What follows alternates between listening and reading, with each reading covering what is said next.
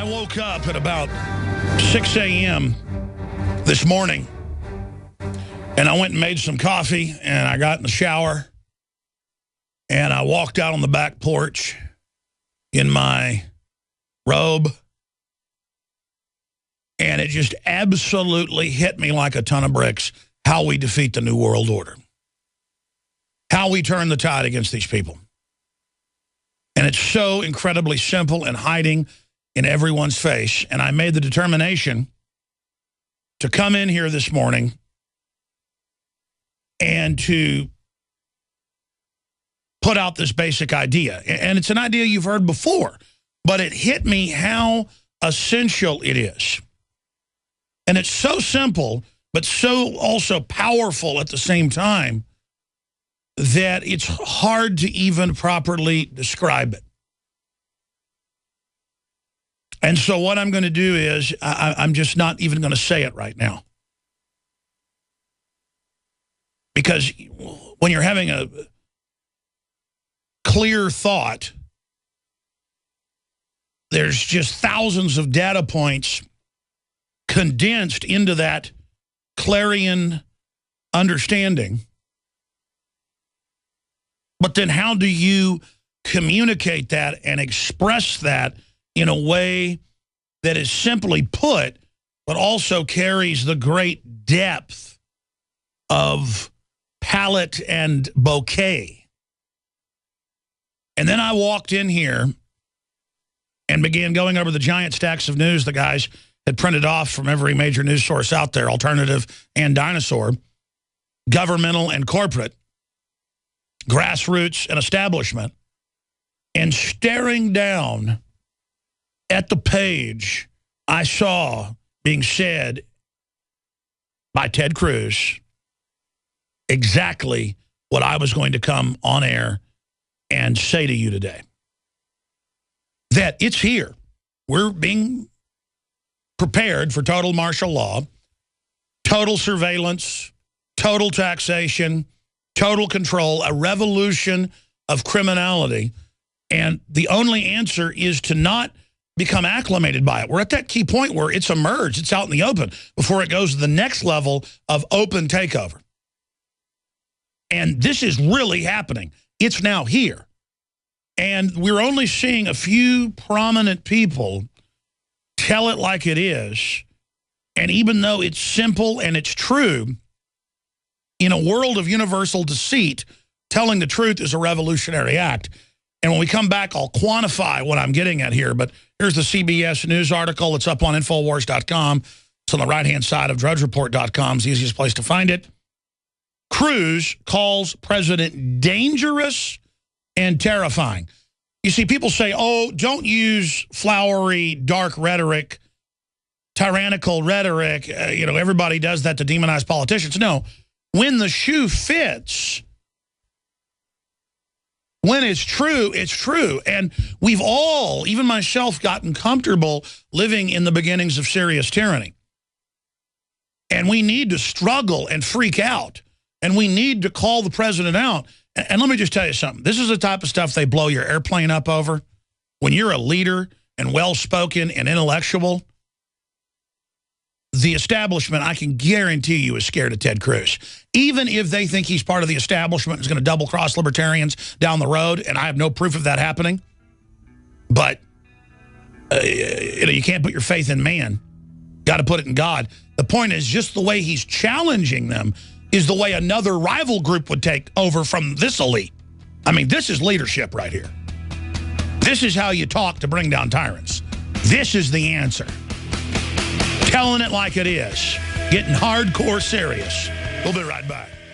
I am your host, Alex Jones, and we're going to be here, Lord willing, live for the next 3 hours. And then I will return this Sunday live, 4 to 6 p.m. Central Standard Time, for the Sunday abbreviated news update transmission. We have the InfoWars Nightly News, 5 nights a week, 7 o'clock Central at InfoWarsNews.com or PrisonPlanet.tv. Okay, we have obviously an incredible amount of news on the economy, on the NSA, on surveillance, on what's happening with the military, Governor Christie. So much is going on, and we will cover it all today. And we have two guests, including one of my favorite guests in studio, Dr. Group. And then we have a constitutional lawyer popping in the third hour, and Jakari Jackson and crew. They've got a lot of radiation findings, a lot of the news good, some of it bad, in Northern California into Oregon. The good news is most of Oregon and California does not have higher levels of radiation. The bad news is, and we've talked to physicists and others, the levels that are 1,000 times, 1,400 times higher than what is safe in the background is very serious. And the fact that the media poo-poos it, the fact that government says, yeah, the health department confirmed that in San Francisco, but we're not worried about it. And they've got a new article out of the Santa Cruz Sentinel. State rebuffs radiation concerns at beach. Basically halfway whitewashes what's going on, but does state some of the facts. So it's a pretty good article out of Dinosaur Media from Half Moon Bay, where we did find the highest readings. We found 1,000 times. Others found 1,400 times.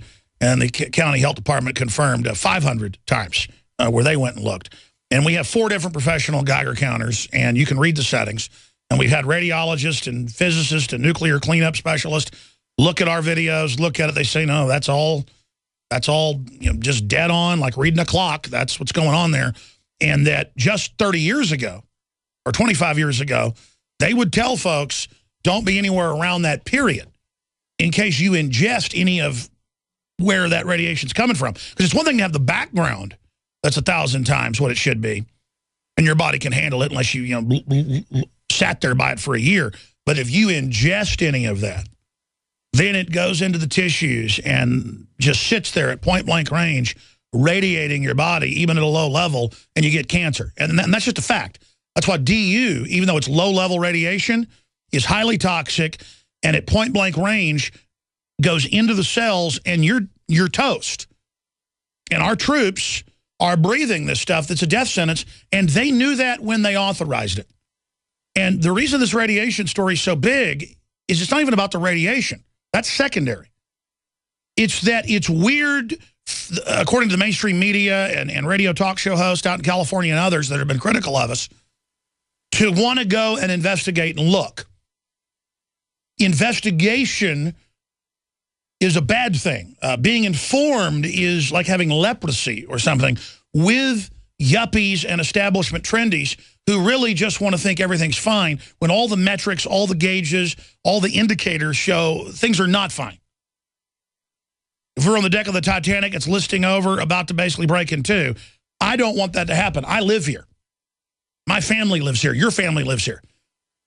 I don't want there to be a stock market crash, even though it's valued, many of the top companies, 100-to-1 price-earnings ratio. It was 25, 30-to-1 in 1929 in the big crash. I mean, this is like a big rotten heart that's had 20 heart attacks and half the heart's dead, and it's got 20 stents in it, and the guy's taking Viagra and snorting cocaine. I mean, is that a good idea? That heart is going to blow wide open. That's what hearts do when they're all rotten. They just blow in different directions, and you die instantly. And that's what all the armored vehicles and the riot training is for. They admit it. But it's not like they did all this to counter something that was an accident.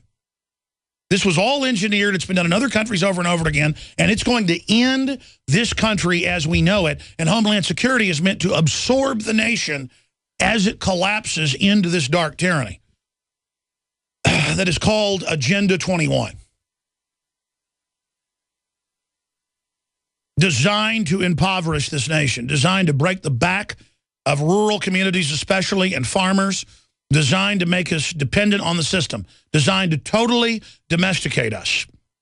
We are truly going into the nastiest, most scientific, most control freak, autocratic, authoritarian oppression the world has ever seen. This is certified cultural death, political death. This is certified 24-karat evil. 24 carats, pure gold, folks. Well, this is pure tyranny. If you judge it on that scale, it is 24 karat pure. Pure. And that is the one thing you cannot admire, but at least marvel at, is the people at the top of this are committed and consciously, premeditatedly doing this. Now, they use all the nihilists and the mercenaries and the psychos and the pervs and the control freaks and the people that have got scores to settle, and the mentally ill leftists who are really just authoritarian control freaks, calling themselves the establishment, calling themselves the answer, calling themselves the high ground, calling themselves the authority. That's why they always lecture down as if they're the boss, and most people respond to it as if they're the boss and have the moral authority, when they are part of a locust swarm, historically, that takes over civilizations. Now, all of that said, I want to talk about a really strong realization that I had this morning at about 6:30, looking out into the fog over the Texas hill country.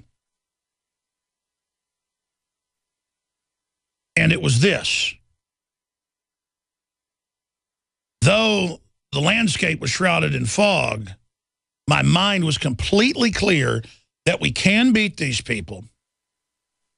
And the answer to defeating them is withdrawing our political, cultural, economic consent at every level we can, and criticizing the system, exposing the system as alien, fraudulent, anti-liberty, exposing that the system is the author of our present collapsing system, that they are to blame.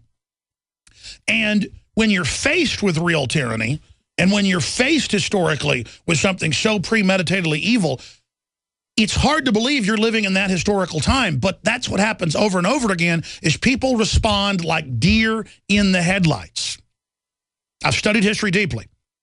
And if you respond like a deer in the headlights, even though now you know the car's oncoming, you know the tyranny's real, the NSA spying, the open borders, the plan to shut the country down, to bankrupt everybody for control, the globalism, all of it, the plan to take over families, put us in 200 square foot coffin apartments with total taxation, total surveillance. You know, I saw the car as it rounded a mountain 20 miles away, and I said, that's tyranny coming historically. And then a lot of people woke up as the car came down the road a mile away. And then now the car's 200 yards away going about 80 miles an hour. And we're standing here in the middle of the road, and it's going to hit us unless we simply recognize it's happening and step out of the road and let the tyranny basically pass. All we've got to do is withdraw our consent. It's that easy. We step aside, the car basically disappears. We don't give it support, moral support, any of it. We realize that it's a fraud and that we've been under literally a political spell of high-tech mind control, and you break that spell in yourself and in others. Even if you're awake to what's happening, you've got to realize that you are a leader and that you can affect change, and that simply criticizing the system and supporting alternative systems and withdrawing your consent and speaking out against the system and declaring it the enemy, declaring it the fraud, declaring it the criminal institution it is, will defeat it. It will take its authority away. It will show it to be the fraud it is, no matter how many guns and bullets and how much surveillance it's got. The people will see the emperor is butt naked and wearing no clothes. We're going to skip this network break because this is so important what I'm about to say. And it hit me this morning. We've got to call out Obama and the entire system as gangster, thug, certified criminals who have conned the public and been caught and discredited, because the polls show that. And we have to declare victory and declare them impeached by the public in the court of public opinion. And we have to go after corrupt officials in counties, cities, states, you name it, when the system that's been trying to bully us and intimidate us and dominate us and break our will like a pimp breaks a woman's will that he's turning into a sex slave. They have tried to break our will. We have to find our fighting spirit again and understand resistance is victory. And you tend to not want to call it out as evil as it is because you don't want to alarm people, or you don't want them to disagree with you, or you don't want to stand out. But once you start standing out, it's going to feel good. You're going to know you're turning the tide. You're going to know that no matter what comes, you're now in forward motion, engaging the enemy that's attacking us. We are defensive, but we're already under attack, so that is an offensive move. We didn't draw first blood or the billionth blood, and we're not going to draw physical blood.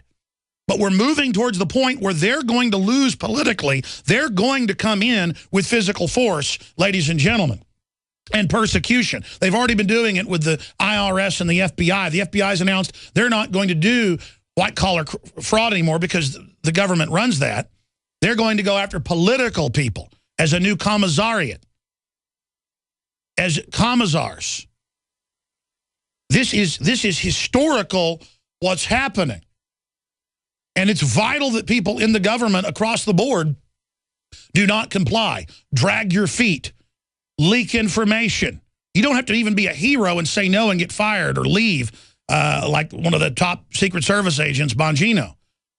But look how he left, exposed the system, and now is running for Congress to get in and fight it. I can tell you that's a genuine, real guy. That's what we need. And we need school teachers and auto mechanics and cattle folks and shopkeepers and folks that own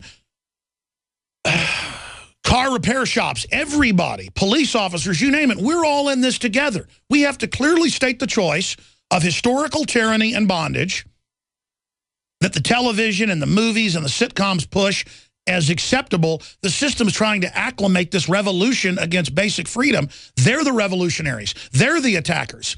They are the radicals. We have to realize that and have absolute courage and stand up against it, and we can defeat them.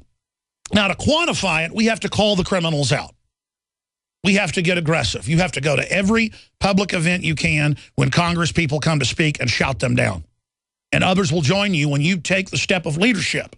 You have to go to every city council meeting. Every week. You know, forget going to the bar, forget going to the baseball game, forget going and having your glitterbug preacher tell you give him money or whatever on Wednesday night. Get down to the city council meeting and bring up citizens communication, whatever topics you want.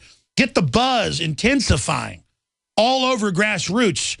We have the majority. We have to let the majority know we are the majority. The last domino to fall is that those of us that love liberty are loners or are by ourselves or small numbers.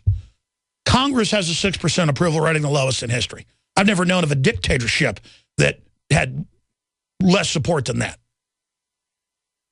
Obama, even though it's a cult of personality where you buy into the brand, has like a 30% approval rating with only the most dependent type people that think in a cultish way.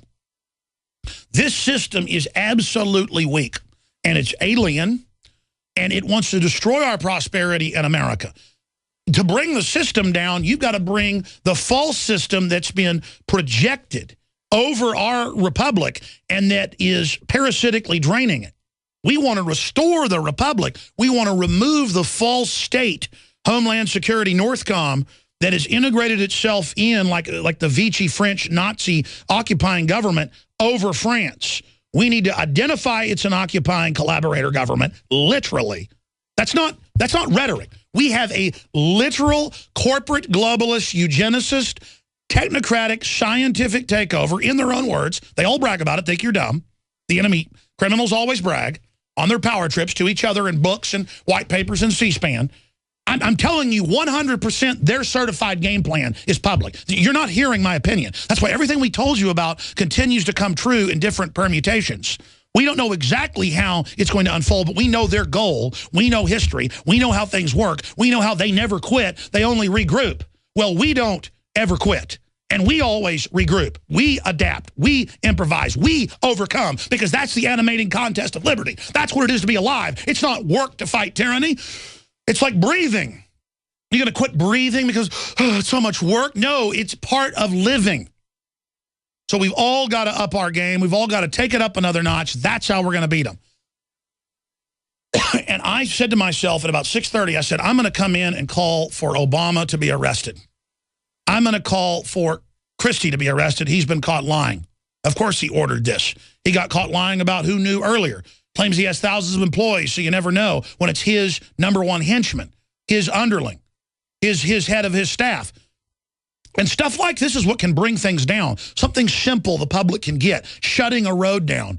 When people already got to pay $15-something to go across it on a toll road both ways, being shut down to pick their kids up, live their lives as some political war. This is why they want control. No normal person would think to do something like that, inconveniencing hundreds of thousands of people for hours, causing giant economic warfare terrorism. This is terrorism, but this is nothing compared to the real terrorism they engage in. Releasing the deadly flu bugs on record getting caught. Putting cancer viruses in the vaccines getting caught. Think I'm just saying that? Look it up. These people are murderers. Bayer Pharmaceuticals, knowingly for 11 years, had HIV and hepatitis in all their hemophiliac drug, factor 8, and knowingly shipped it out. And it was above just wanting the profit. A death sentence to every person that got it. Hundreds of thousands died in the last 20 years from this. This broke 10 years ago, went back 11 years before that. Bill Clinton was involved. The Canadian government was involved. They firebombed doctors' offices and robbed Hemophiliac Society the same night in the U.S. and Canada when all this came out. You understand that? Do you understand that? Do you understand that? Do you understand who these people are? They don't just not care about you. They like hurting people. They're bad, bad people. And you don't get into their clubs unless you're a sick crook. You can look at Bill Clinton, look at Obama, look at Chris Christie, look at those people. They are evil. You can look at Rand Paul and also look at his fruits. He's real. Will he get intimidated, threatened, bend sometimes? I'm sure. Confucius said that if the grass bends, but it comes right back. The difference is he's not consciously evil. And if it wasn't for Ted Cruz and Rand Paul and us and the Drudge Report and the real media, they would have passed their gun bans. They would have gotten it rammed through. They would have gotten everything else they're doing. Now they're doing it by executive order and by executive action, so we call them out as dictators. We call them out as the frauds they are. We tell it like it is, and that's the simple action. It hit me at 6:30 this morning that we've got to come out and call them dangerous would-be dictators who are overthrowing the country and who are occupiers and who are collaborators with foreign corporate interests. And then I walked in here and AP reports, Cruz calls president dangerous and terrifying. And the media is going to try to punish him, but all that does is make him more popular. Cruz calls president dangerous and terrifying. And it's true. We have to have leadership that will call it like it is. Let me tell you something. You have to have no dirt on you, and you've got to have huevos the size of watermelons to do that in his leadership role from a credible position. This is the kind of person they fear, ladies and gentlemen. Ted Cruz, look at him. Coming out at his level, it's one thing to be Alex Jones and talk like this. And it's another thing to be a news reporter and say things like that. They'll come after you. But when you start talking like that, that's what can bring them down. That's what scares them right there. We need mayors. We need police chiefs. We need grand jury heads. We need people that are in leadership positions, preachers that are listening right now who are afraid to lose their 501c3. You don't need a 501c3, idiot. You have the First Amendment. You're not a government institution.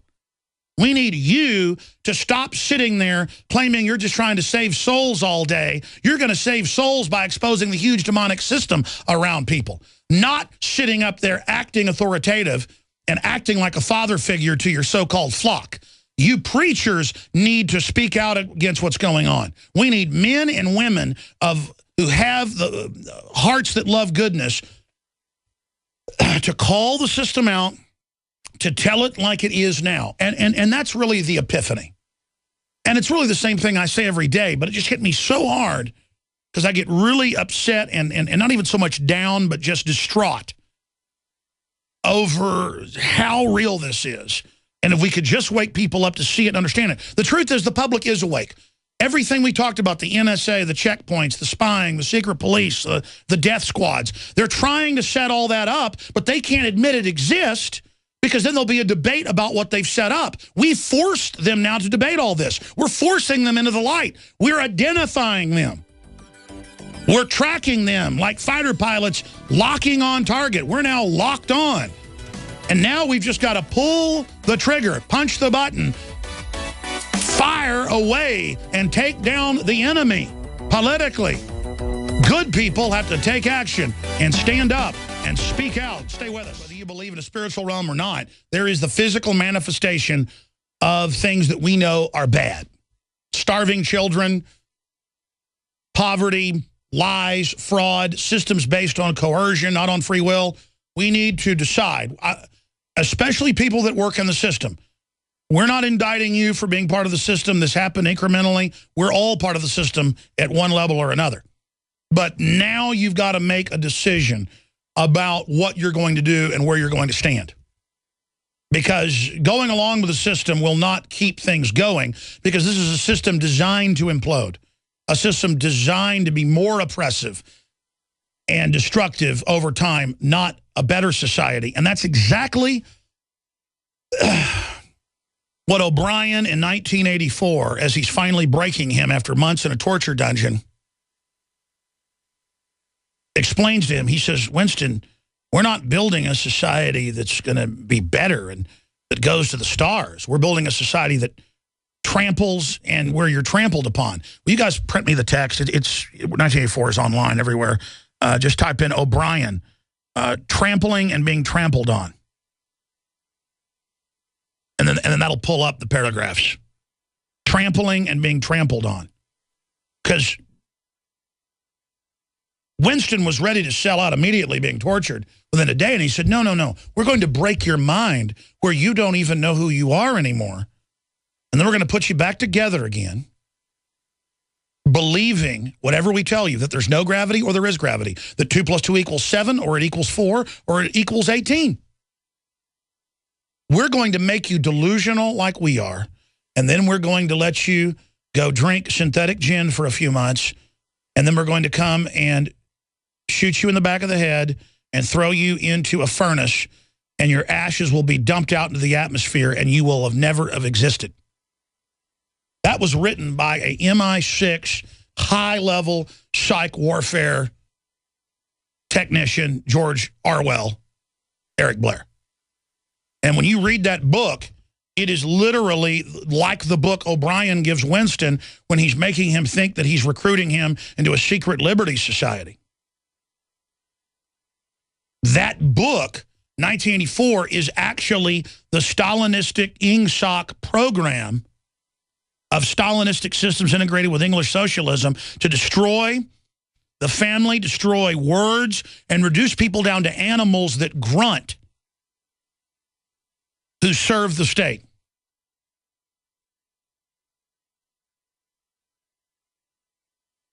This is their actual plan, ladies and gentlemen. So, number one, you have to understand you have to make a choice.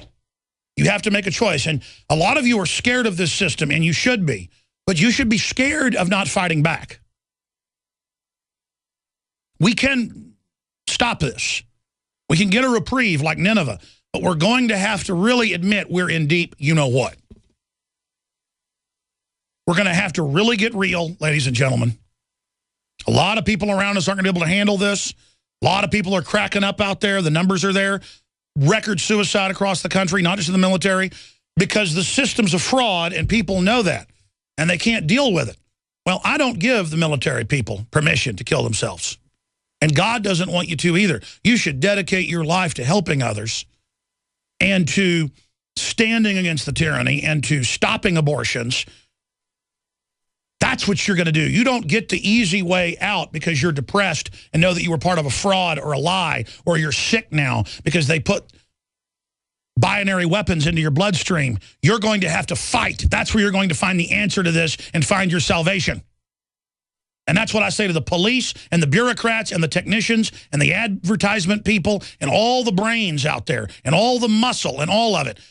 We don't want to go down this road. Your gut knows that. If you've got any good left in you out there, in any consciousness, you know we're in red level crisis. And it's only going to get more insane. And as for me, I'm not turning tail. I'm not running. I'm going head on into this 110%.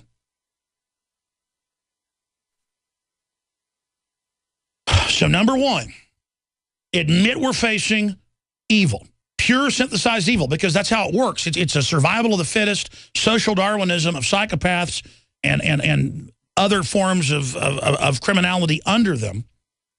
A literal legion of doom that competes with itself, so it synthesizes the most nasty traits. We have to stand against that at every level and have faith and have a will to resist. You have to set your will against the enemy. You have to set your will against them. You have to make the decision that you're not going to lose the arm wrestling match. You've got to make the decision that you're going to raise your kids right and be a good person. You've got to make the decision that you're going to bench press 400 pounds. You've got to make the decision you're going to work hard and make the right decisions. And it doesn't mean any of us are perfect, but you have to make the decision to get up out of bed in the morning. We have to make the decision that we got poison in our stomach, we ate bad food, we got to vomit the New World Order out. We got to stick our fingers down our throats and get this poison out of us. We've got to make the decision we want it out. And then that decision, from that free will, everything else flows. So you got to make the decision. You got to decide which side you're on, and then you've got to call out the enemy and say, I set myself against you, and then speak out and discredit them, and then physically begin withdrawing your consent. And it won't be at every level, it won't be in every way, it won't be perfect. But the thought, the intention to remove your support at every level and to challenge the system and to fight the system at every level and to build your own systems and to support other alternative systems. This is the essence of Renaissance. This is the essence of the Enlightenment. This is the essence of common law. It is the essence of freedom. It is veritas.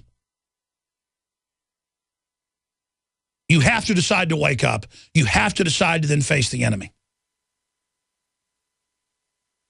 Let me read to you from 1984. As he's been torturing him on the rack and just pulled one of his rotten teeth out. Do you begin to see, then, what kind of world we are creating? It is the exact opposite of the stupid, hedonistic utopias that the old reformers imagined. A world of fear and treachery is torment. A world of trampling and being trampled upon. A world which will grow not less but more merciless as it refines itself. Progressives in our world will be the progress towards more pain. Agenda 21. The old civilizations claimed that they were founded on love or justice. Ours is founded upon hatred.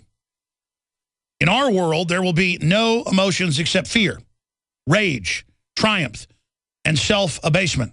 Everything else we shall destroy. Everything. Already we are breaking down the habits of thought which have survived from before the revolution. We have cut the links between child and parent, and between man, and between man and woman. No one dares trust his wife or his child or a friend any longer. But in the future, there will be no wives and no friends. Children will be taken from their mothers at birth, as one takes eggs from a hen. The sex instinct will be eradicated. Procreation will be an annual formality like the renewal of a ration card. We shall abolish the orgasm. This has actually been done in North Korea, by the way, with about half the population. Our neurologists are working upon it now. There will be no loyalty except loyalty towards the party. There will be no love except the love of Big Brother. Chapter 3, page 334.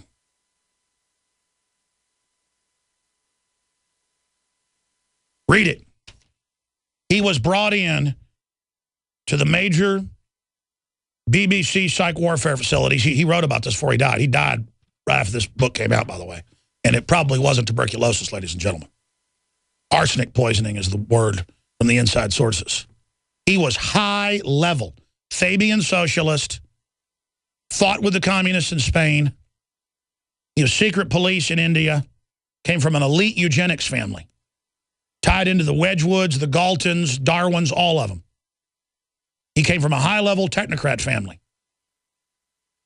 And he wrote this book to warn people, okay? Eric Blair. Now, I hope you understand this, ladies and gentlemen. This is what they're going to do. This is what they write in their real publications. This is what they've got planned. Total dishonor. Total evil. Total fraud. Total emptiness. Now, do you like this plan?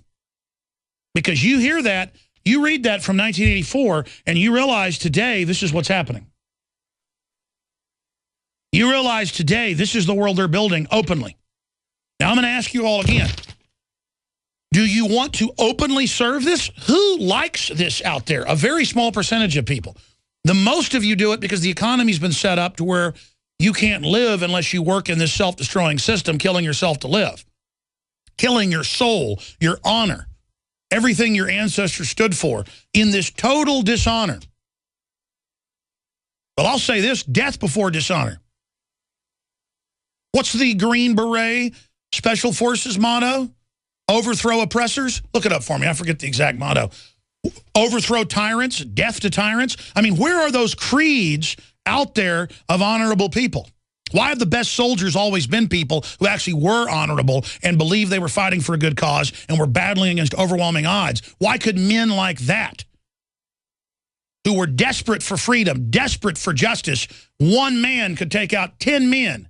The samurai wrote about that. The way of the samurai is desperateness. 10 men cannot kill such a man. Where is that spirit? I'm asking you now. This is total dishonor. Worshipping a bunch of stunted, gibbering, spiritually and physically ugly elite who produce nothing but ugliness and hate those of us that are virtuous. These people are an abomination. It is an incredible honor and a pleasure to set myself against them. I am no hero. I am red-blooded man. To define someone who stands against this evil as a hero is an abomination. Sucking air into my lungs, I'm not a hero. I'm alive, and it oxygenates my red blood. I'm alive. I'm a human. I like good things. That's not heroic. I stand against evil. That's not heroic. I burn with a desire for liberty and to see others empowered.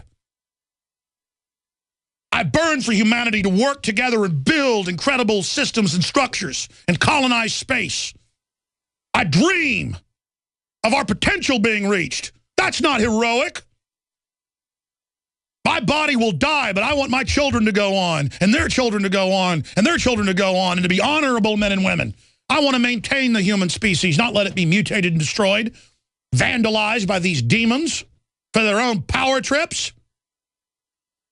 They had a Satanist a few decades ago that went and killed the treaty oak where the Texas Constitution, Declaration of Independence, was filled out. And he buried several hundred pounds of weed killer into the roots of it in a satanic ritual, believing he had power out of killing the tree. Just like they get power out of torturing a little baby for 10 hours. And in that, you understand who they are. They want to kill this planet in a disgusting sacrifice to Baphomet. Well, I'll tell Baphomet and all his followers this. You are losers from the beginning, and you'll always be losers. And you'll never extinguish the Creator's creations. Only the Creator can do that. And you can't get my soul. And I'm going to do my best to warn other people so that their souls can't be sucked out by you people. You're disgusting. Make me want to throw up. To liberate the oppressed is the U.S. Army Special Forces slogan. Well, are you liberating the oppressed, or are you supporting al-Qaeda to oppress all over the Middle East? And that's why our military said, we're not going to do it, and there's going to be a military coup. We're going to start shooting people if you do an air raid and back al-Qaeda in Syria. I mean, that's basically what was relayed.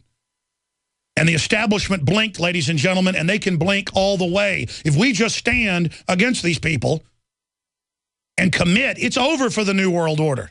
Doesn't mean evil won't keep coming back. Doesn't mean we might not blow the earth up 5 years from now. The point is you have to make the spiritual decision or the decision in your core, whatever is at your heart, that you do not want to be part of this 1984 scenario.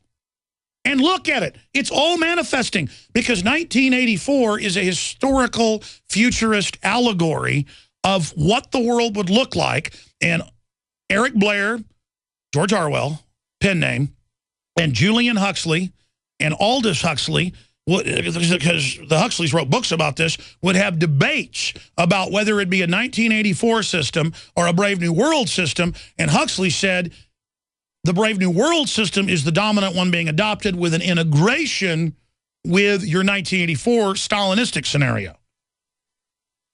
And both those books, one written in 1948, 1984, and the other written in 1932, Brave New World, if you read both those books, they've now, both of them come about 75, 80% true, and you can see the decks of cards being shuffled in together.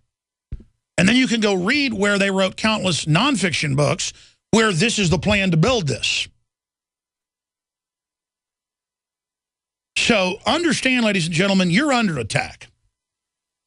And the family is under attack. And everything good is under attack. And we are seeing the beginnings of a societal level collapse. And mass mental illness and artificially induced self-righteous narcissism events where people care about being the top parrot on the tree instead of being a human who's conscious and awake. Everything is going into basically low-level simian drive. And the society is becoming very base and dishonorable and empty. And I don't want to be part of that. And believe me, I know it's hard with your family, my family, all of us. Even when you know this knowledge at a great level, your flesh is still strong and none of us are perfect. But you just have to make the decision in your heart. And you have to do what Ted Cruz has done, coming out saying the president is dangerous and terrifying. Because even if he's just a figurehead, Obama, for the corrupt system, that's what the public archetypally sees. We must expose the fraud of the system by exposing Obama. And notice Cruz is being catapulted to world renown. Voted the most important political person in the world, even before the Pope last week, in a major poll, because he has some courage and tells it like it is. And that's the other answer. People are looking for leadership. Face the facts, speak out against the system, become a leader now. Supply.com is the home of Patriot Pantry line of emergency food storage. Their food is delicious and easy to prepare, put together with GMO-free crops. That's key, storable for 25 years. The globalists are continuing and counting on people being unprepared.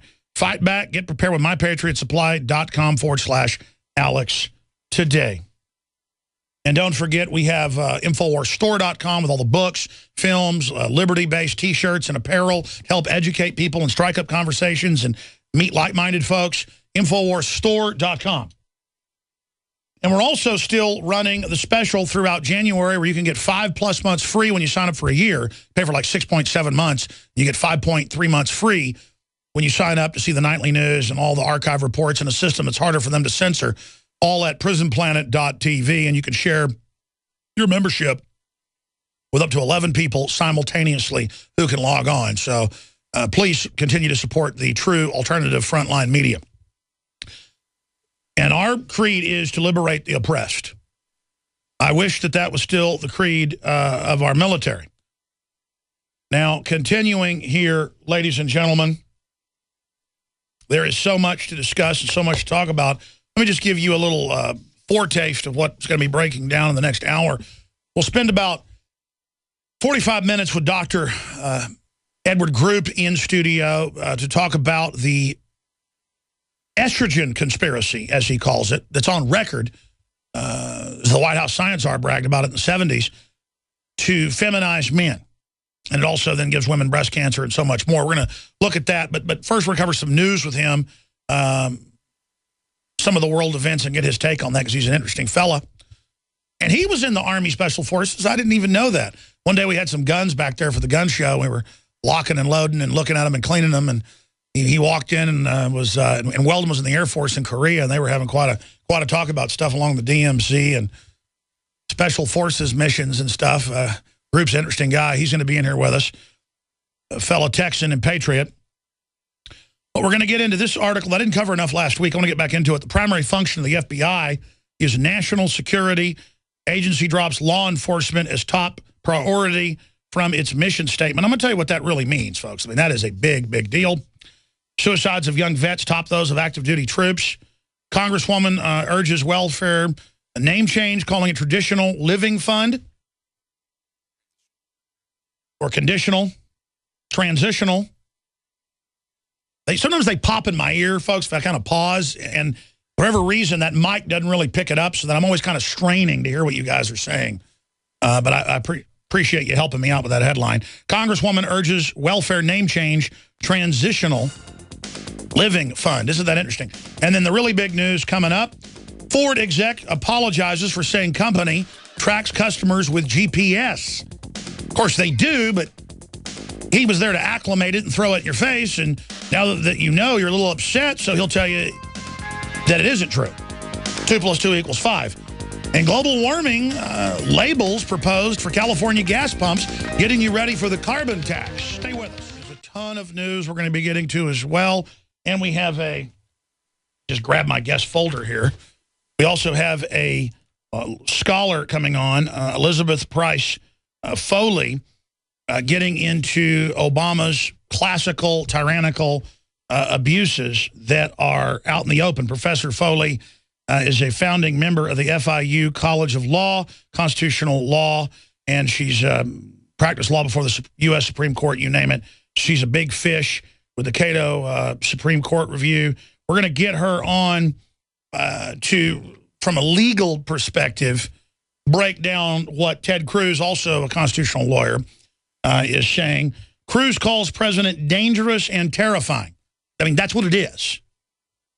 I mean, I'd call jumping into an African river with 25-foot crocodiles in it dangerous and terrifying. I mean, that's basically what this is. But it's even more deadly. And believe me, folks, Ted Cruz, I would not fly on small private planes. They tend to blow those up. And, I mean, I'm not kidding. Serious courage. You've got to admire it. Because, believe me, this is not what they want. They're coming after him for it. He knows it. That's a big deal. Now, in other news, we're going to cover this more when Group gets on with us, some about radiation. I've told the crew that when I get stuff wrong to correct me, which I do a lot because you get on air and you're talking and there's cameras and lights and all these articles and you're thinking about so much you get stuff wrong. So a key correction, because once I get stuff stuck in my head, I keep saying it wrong. They found 1,400% increase in radiation on San Francisco beaches, not 1,400 times. 1,400% increase. I mean, it was like last week I did something where I misread an article about gun control stuff in Canada and then saw another article about a university that sounded like Quebec but was Quinnipiac, I think. And then later I like conflated the two articles together because I didn't have them in front of me. And I heard the rebroadcast, and it was just, it was basically a brain fart. And I mean, look, I don't script what I say. I just do the research and then put it out there. And my brain still works pretty good, but I'm not as young as I used to be, and I don't have a photographic memory as like I did in the past. So I've got to be more careful about stuff because it gets jumbled together. Plus, I work a lot harder than I ever have in my life. I've learned how to work on a lot of days, 15, 16 hours straight. With no breaks except for, brushing my teeth or eating. And I don't know, it's turned me into a different person because I know a lot more. I'm more seasoned. I'm older, and I get more stuff done. But my brain has been rewired, and it's really weird. And, of course, changes in the mind, changes in the body. It's part of life. It's all part of this experience that is the incredible gift of consciousness that our Creator has given us out here on a planet, hurtling through the deep void of space, surrounded by so much wonderment. I mean, wow, what an incredible thing. I think that's why I'm saddest for my uncle passing, because I know he goes on. But, in this plane of existence, knowing him and that experience and never being able to talk to him in this life. I was talking to one of my friends last night. He was talking about his grandfather, who he lived with when he was a kid, and he said 3 times a week at least he has dreams where he has dinner with him and talks to him and says, in the dream, I thought you were dead. And he's like, nope, no partner, no pard, I'm still here with you. And it's like almost like real conversations. And I've had those kind of conversations with one of my grandfathers who died when I was about, I guess, 22, 23, and my mother's father. And we've got a constitutional lawyer joining us coming up in the next hour, and more news as well. Again, thank you so much for joining us.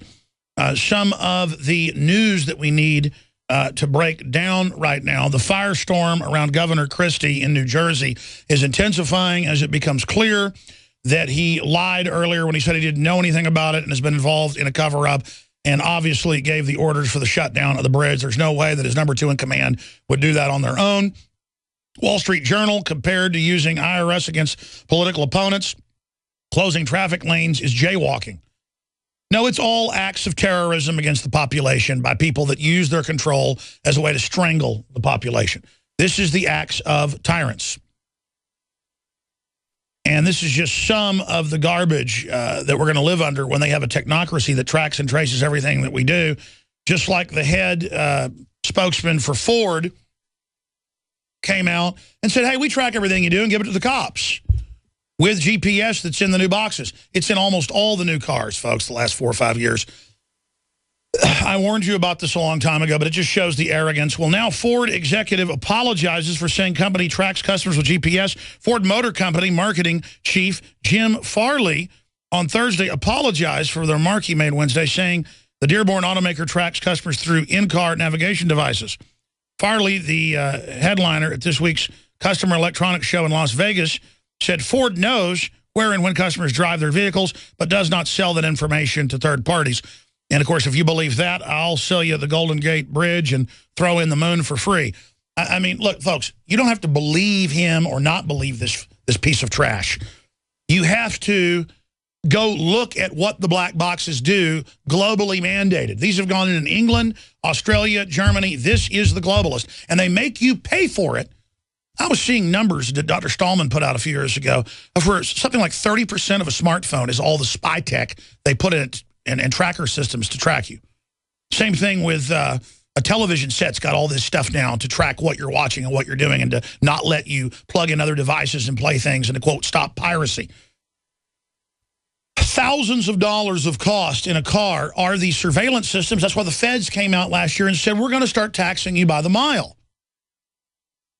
And now they're coming out with global warming warning labels proposed for California gas pumps. And that, again, out of CBS San Francisco, is to prepare you for the carbon tax that they're going to implement for global warming. Even though they're totally discredited, they don't care. They just need the illusion that they have an excuse so you feel like they have the moral authority, and then even debate these fraudsters. Even if carbon dioxide is bad, which obviously it isn't, in the atmosphere compared to all the other stuff that's happening, and then we're at a low level historically, and that plants grow faster and more oxygen is put out, and this is just part of the carbon cycle. They're not doing this to stop it. They're not misguided. They're doing it to control and surveil the entire carbon cycle on the planet, to control everything you do under Agenda 21, to shut down the civilization on record. So there you go. It makes my head spin. Meanwhile, McClatchy reports Obama works to craft response to surveillance uproar. And we've already seen the response. A White House report 3 weeks ago admitting that certain corporations use it for financial gain, that everybody's surveilling everybody, and then he said it's terrible and horrible when he's helped supercharge it.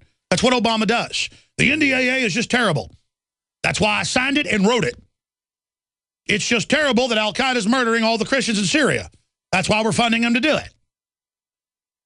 Again, because the public doesn't know where Syria is. The public doesn't know Shiite versus Sunni. They don't know the basic players. They know the football players. They know who the supermodels are. They know all this stuff that doesn't matter. People aren't actually stupid. Their minds and their systems of understanding complexity is in baseball scores.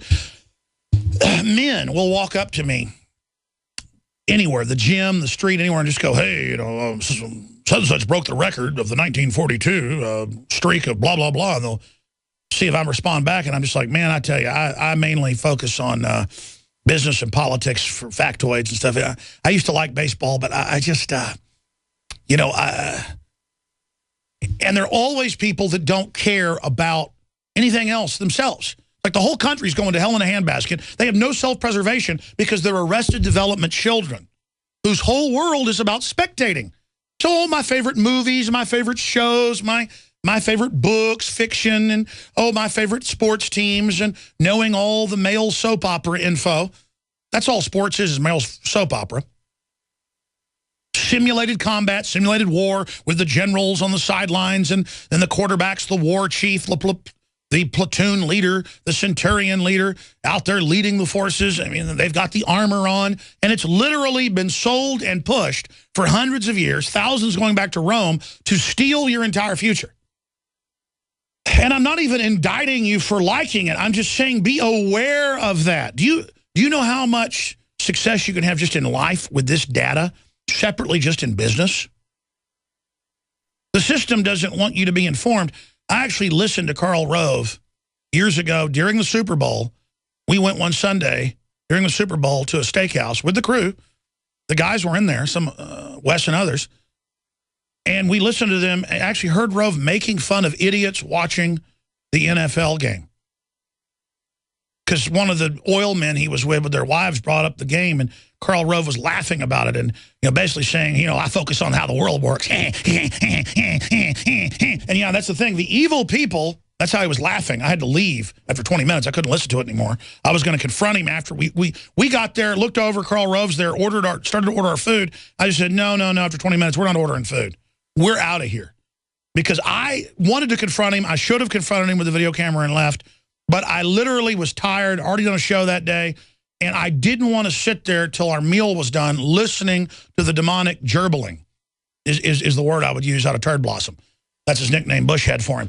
And that's the thing, is you're victims. They're laughing at you, and I want you to learn how the real world works. Fed moves to block discovery of NSA lawsuits. NSA spying sends data clients north of the border. A chunky, cheerful tracking device to keep tabs on your child. All this stuff is coming out, ladies and gentlemen. So we're going to be getting more into that coming up. Russian celebrity claims she was stripped naked by TSA. Russian TV model and TV star said that the TSA agent took her clothes off. This is now a big scandal. I mean, people from other countries, India, Russia, they freak out when they come here because no authoritarians like Miss USA actually go in the pants, in the line, into the woman's body. That happened to Miss USA in Dallas. She was crying and witnesses saw it. I mean, you know, that's normal. People say, oh, we'll get tough. Let me tell you something. I mean, when you're in bed with your wife and you're having relations at first, it's electric and a little uncomfortable at first till you get going. I mean, I don't want to get into details here, but everybody knows that.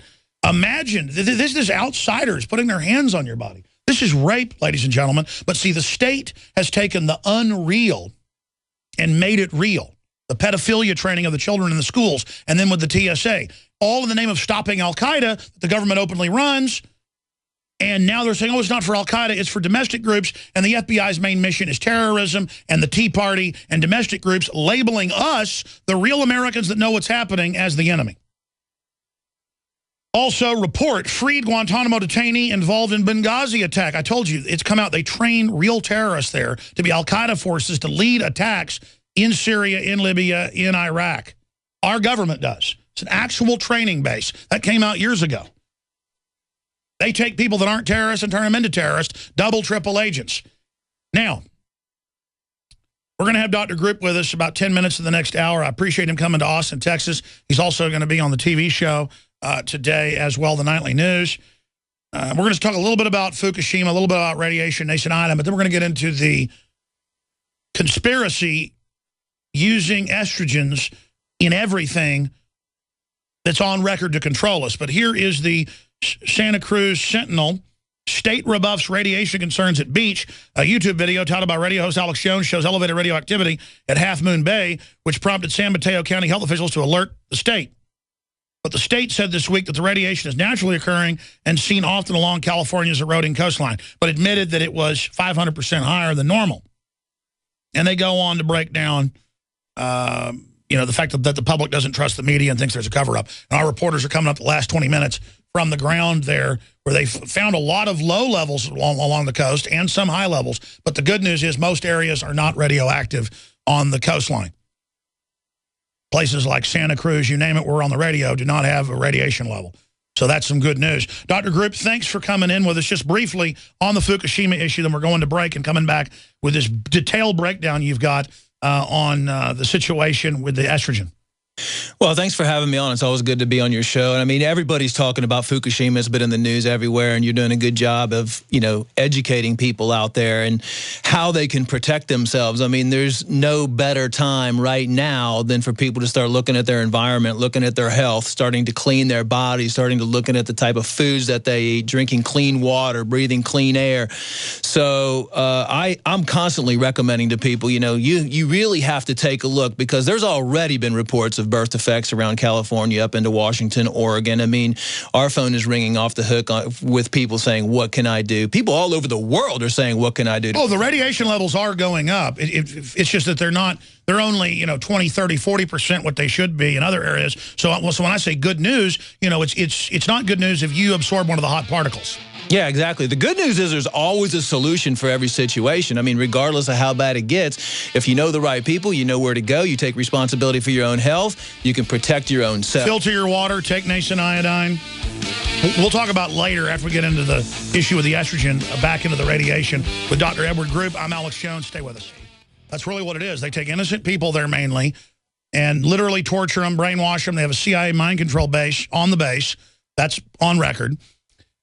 This is Breitbart report, freed Guantanamo detainee involved in Benghazi attack. Well, here's the rest of the story. Here's AP from last year. Secret CIA Guantanamo facility trained prisoners to be double agents. You see? And I got a whole stack. Guantanamo Bay prisoners worked as double agents for CIA. New York Daily News. Okay, so I'm telling you, folks, they trained the current al-Qaeda commanders at this base as the next generation. Now, going back to Dr. Ed Group here, Doc, you've got the floor. This short segment, long segment coming up. Get into, people know about bisphenol A and all this other stuff, but what about the estrogen mimickers? I know your dad was a famous chemist and all the rest of it, so you're very well versed on this and expose it. Break down where it's at, what they're doing, what it's done to society.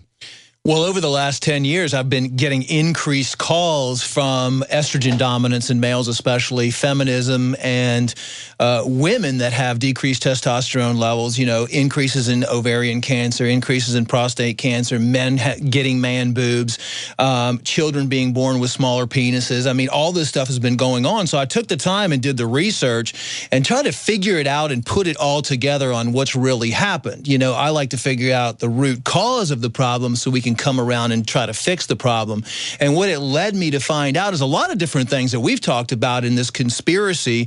It's not a conspiracy because it's really happening. It's a literal eugenics and depopulation scheme that's going on. And there's 2 points to this scheme. And one is, well, with population control, you're going to either increase the death rate, which they're doing already through chemicals and everything, or you're going to decrease the birth rate. So what I want to talk about is how they're actually decreasing the birth rate, and how they're doing it is they're using a multitude of chemicals, and it's lowering the testosterone levels. I mean, this is even happening in the wombs, because in the womb, the fetus, everybody is actually in the fetal state a female, and the brain is a female. And it doesn't, the fetus changes to a male with the introduction of testosterone. And that's what causes the ovary to form into testicles.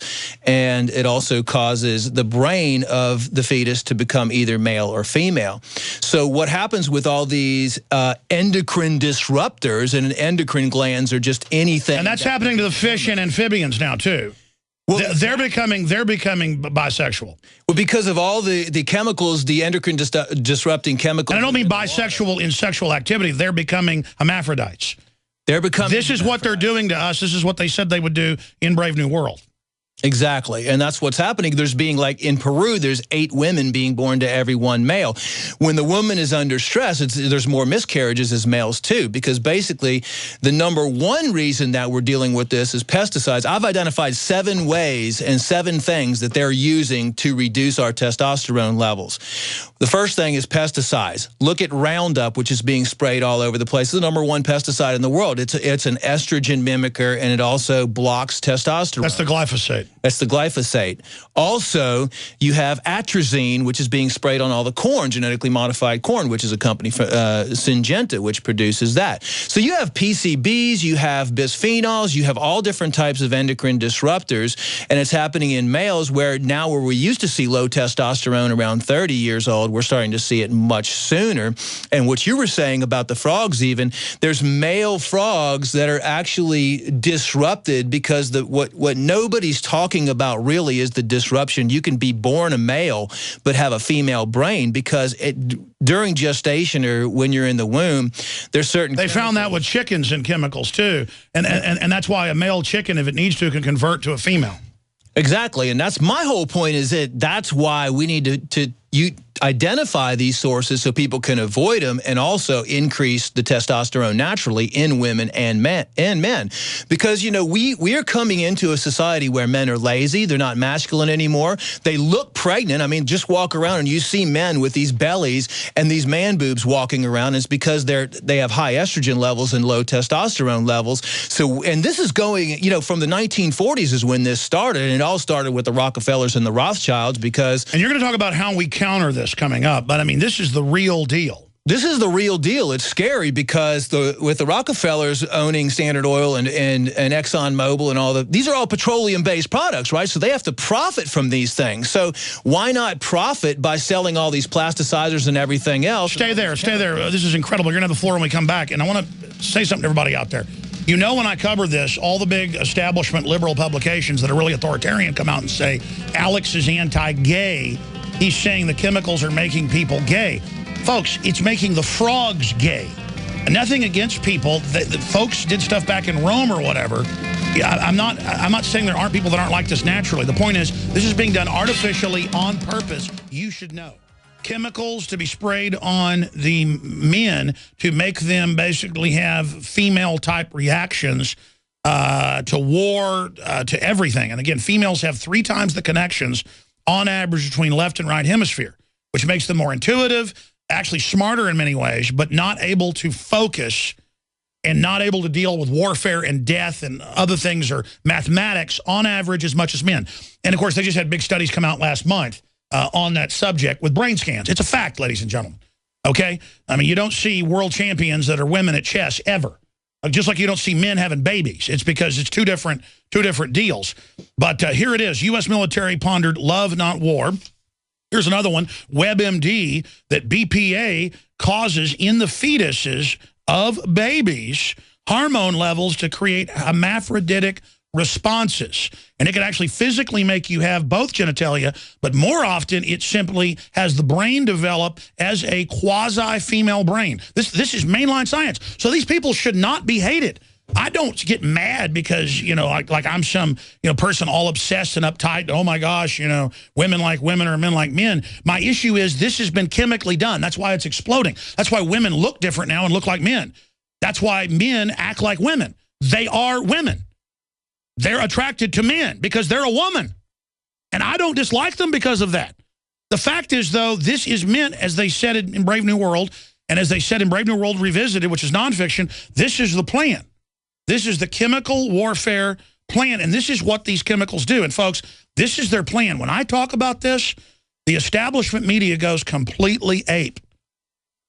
When I tell you that if your children drink out of bisphenol A juice line boxes, the male genitals won't drop as early. They won't develop. They'll have problems. It will rewire the brain and cause sexual responses that are feminine. But you do this to the babies, you will end up with a hybrid male-female. And that's why that's becoming so incredibly popular, is because this has been chemically done. But it's happening to the other mammals, to the other amphibians. It's happening to fish. This is the real deal. They're having fish now that are both sexes, that it's not in that species. This is happening where, in some cases, 2/3 of the frogs down in Houston are bisexual. And then the media makes a joke and go, he's making fun of gay people. Folks, this is being done. And then that's just the sexualization. What about the cancer rates? What about the other problems in the organs? Dr. Grip, you've got the floor. Break it down for people. This eugenics conspiracy against our hormones and what you call Operation Testosterone. Go ahead. Well, there's 3 points to it. Number one is they want sterility. Number two, they want a separation of males and females. And number three, they want gender manipulation. And they're doing gender manipulation by putting these chemicals in while you're in the fetus, because when the brains develop, even if it's a male, let's say, and the hormones aren't correct in the female, if you have all these hormone blockers and endocrine disruptors, and that brain doesn't get what it needs to become masculine, and the the males end up with genitalia, but they end up with a female brain. The genitals are smaller. The genitals are smaller. The penis is usually smaller. They, they think like a female. They want to put on dresses and stuff like that. I mean, and this has been proven to happen. And this is happening on a large scale right now. There's so many different endocrine disruptors out there. We talked about. And that's why California says we've got to let the boys go in whatever bathroom they want because they're being chemically hit. And the higher level people know this. It's a program. I mean, the American Chemical Association came out with the whole plan to ban BPA in baby bottles, but it was a diversion technique because that baby bottles was the only thing. It never really had BPA in it to begin with. It was a cover-up so they could still use BPA and all the other plastics in everything else, lining cans. I mean, this separation, this feminism, masculinism thing goes back a long time, even to the fact when they introduced microwaves, because phthalates are a toxic endocrine disruptor, which makes plastics, it goes back to plastics too, it makes plastics flexible. So they come out with microwave ovens so that, and canned foods a long time ago, which was planned so women wouldn't have to cook anymore because women they wanted to get women in the And on record, the White House Science Czar admits this, they then put it into the water, put it into the food chain, put it into the plastics to then reduce the fertility and engage in social engineering. Yeah, and at the same time, what they're trying to do is separate the family, because another part of this whole situation with Operation Testosterone is to separate the family. They know strong core family values. When the husband and wife are together, they're having children. But whenever you can create disruptions in hormones, they have higher divorce rates, higher separation rates. When they can say, oh, it's easy to cook now, just throw your canned foods in, and the whole family. And the woman and the man are activated by the olfactory. When the men don't have the right chemicals, the woman is not attracted and does not want to merge with the male on a team level. She's not picking up the things that trigger the ganglia in the brain that then activates the instincts. This is chemical warfare. Well, that's exactly right, because when they introduced birth control pills, by the way, birth control pills were introduced by the woman that was heading the eugenics program.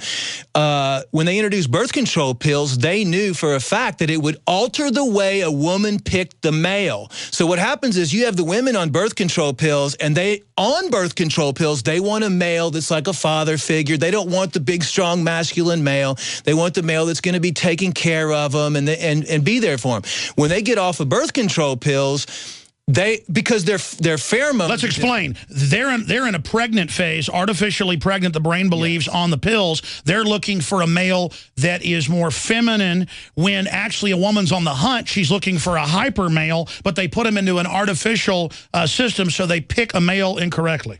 That's right. Which then breeds weak people who are subservient. Exactly, and they know that too. So they don't want those strong relationships. They don't want people, strong families. They don't want people, having a lot of kids anymore, because they know, especially when they can break the family values up, then that's going to alter and affect the children as well. So the way that they're doing it is they're doing it through birth control pills. They're doing it through chemicals in the food. They're doing it through chemicals in the air. All of these things that we talk about, heavy metals are endocrine disruptors: aluminum, mercury, lead, cadmium. All of your cleaning supplies out there, I mean, DDT, look at DDT that was used, Agent Orange, all of the pesticides that continually cause endocrine disruption, and all of them really block testosterone and alter the amount of estrogen. Which I noticed it's a similar chemical in birds. I'm not an ornithologist, I forget the name of it. That's why DDT would actually not just cause thinner shells, but it would also end up making most of the chicks female. So again, because I guess they're going through a similar hormonal programming once that egg gets fertilized? Or? Yeah, it's really a sad situation. I mean, one of the newest things... Why are you against gay birds? I'm not against... Shouldn't we have everything be sterilized? I'm against the government trying to control the population and the government trying... I'm just here to try to report my findings just like you so everybody can wake up. Continue going through these because you've got the studies, all of it right there. Well, I mean, one of the latest things, and you know this is the push for hand sanitizers. I mean, look at how many hand sanitizers are out there right now. Guys, search that hand sanitizer sterilizes you. That's CNN. Hand sanitizers are alcohol-based, and alcohol in itself, beer, wine, general alcohol is an endocrine disruptor. It lowers your testosterone levels. We've gone to a sedentary lifestyle. People aren't exercising as much. That lowers testosterone levels. Every single thing is part of this plan. The Rockefellers are the ones that created porn. If you look at guys now, they want to take these guys that are born with low testosterone levels or they're low testosterone in the fetuses, they're growing up more feminine and they're scared of women. They're not as masculine enough. They're just as happy, which is a diversion technique, they're just as happy watching porn and masturbating to porn than they would be if they were going out there and getting women. And by the way, this is admitted. Everything you're saying is in all the studies, and they broke that down saying they would popularize porn not to make it fun, you know, as they sell it, but to literally give people a simulator so the real thing doesn't happen, and then to also screw up relationships.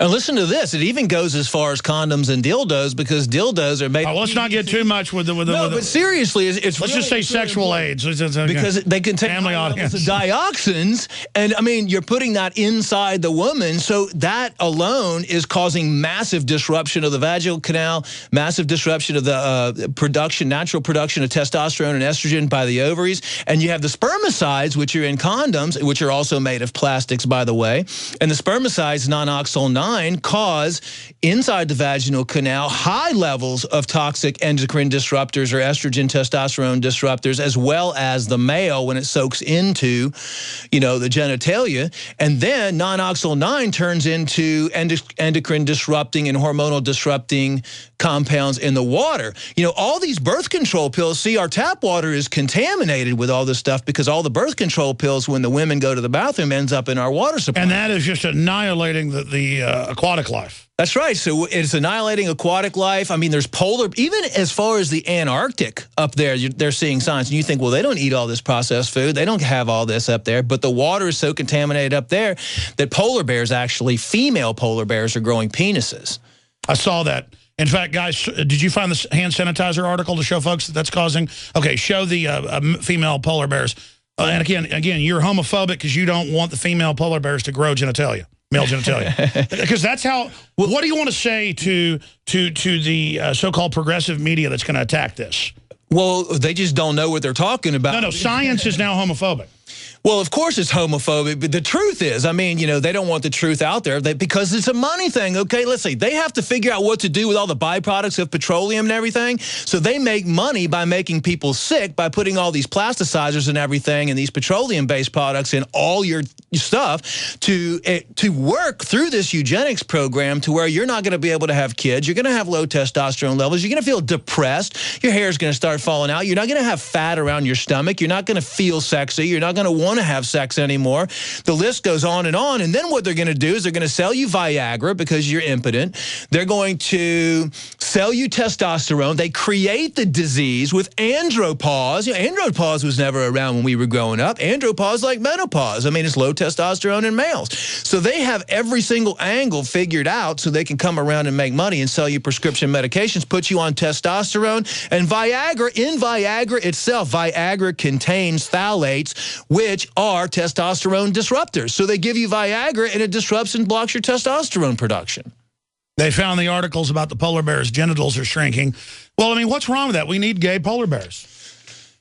Well, we have a situation where we're just dealing with more, you know, No, but I'm saying if you don't like Obamacare, you're racist. And if you point out that the Pentagon and the globalists are on record adding all this to the food and water to reduce fertility, to screw up society, they're waging war on men and women in natural human relationships and literally now saying the mere act of being heterosexual is hateful and must be eradicated. And that's the culture level, so it's accepted by the new culture, but it's being pushed by those on top who are actually hyper-male, hyper-female to destroy their competition.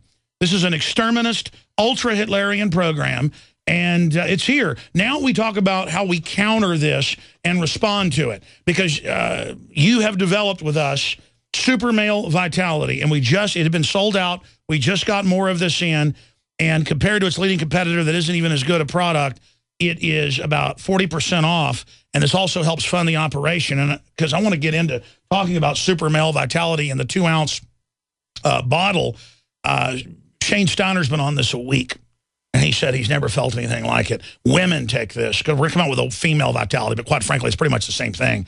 So this is explain what this proprietary formulation you put together. And I looked up all the ingredients. They're all organic. Looked up what they do separately from your own research. And it's all just the stuff known, condensed, supercharged. Quite frankly, I don't even take the regular dose of this because I can't. My brain's wired extremely male, so I don't need that much of it. But I do like it. It helps me work out more. But tell folks about this. Well, super male vitality was developed because of this situation that we're talking about now. I mean, every single person needs to help regulate their hormones. I don't want people running out to the doctor's office and getting on all these testosterone patches, all this hormone replacement therapy, which all of it is mixed. You know, the stuff that's mixed in with it is toxic fillers and binders that actually keep your testosterone and keep your estrogen levels out of whack anyway. So, you know, here you are running and getting all this stuff, and it's never fixing the problem. I'm always about addressing the root cause of the situation and doing it naturally. I believe everybody has a self-healing mechanism within their body. My job is to teach you how to avoid these things and how to reactivate your body's own self-healing mechanism. So, and listen, if you like your female brain and you like not being male, then don't take this. But how does it end up helping women as well? Because it's the women that really go crazy on this. Right. I don't want to tell folks that it has an aphrodisiac effect. Well, what it does is it stimulates the body's own production of testosterone, growth hormone, DHEA, all the hormone precursors, and it does it by using high-quality therapeutic doses of herbs, and it doesn't shut anything down. It doesn't have testosterone in it, you know, because let's say if you give a woman or estrogen, or you give a woman testosterone, well, if you're externally giving them that, then their own body's production over a period of time can shut down because it's in the blood. So the body says, well, I don't need to produce it because it's already coming in the blood and I can sense it in the blood. So what this is designed to do is to balance out your hormones naturally and let your body start slowly producing the levels that you need. Steiner said in just a week he can focus better, and he was kind of bummed out, you know, with the winter blues. He said it's made him happier. What's the difference between his brain, because, you know, those guys are like all world champion, you know, like his brother, steer wrestlers and bull riders and stuff, so they're already super male, but it's making him happy. And what's the difference between him being happy and me getting even more aggressive on it?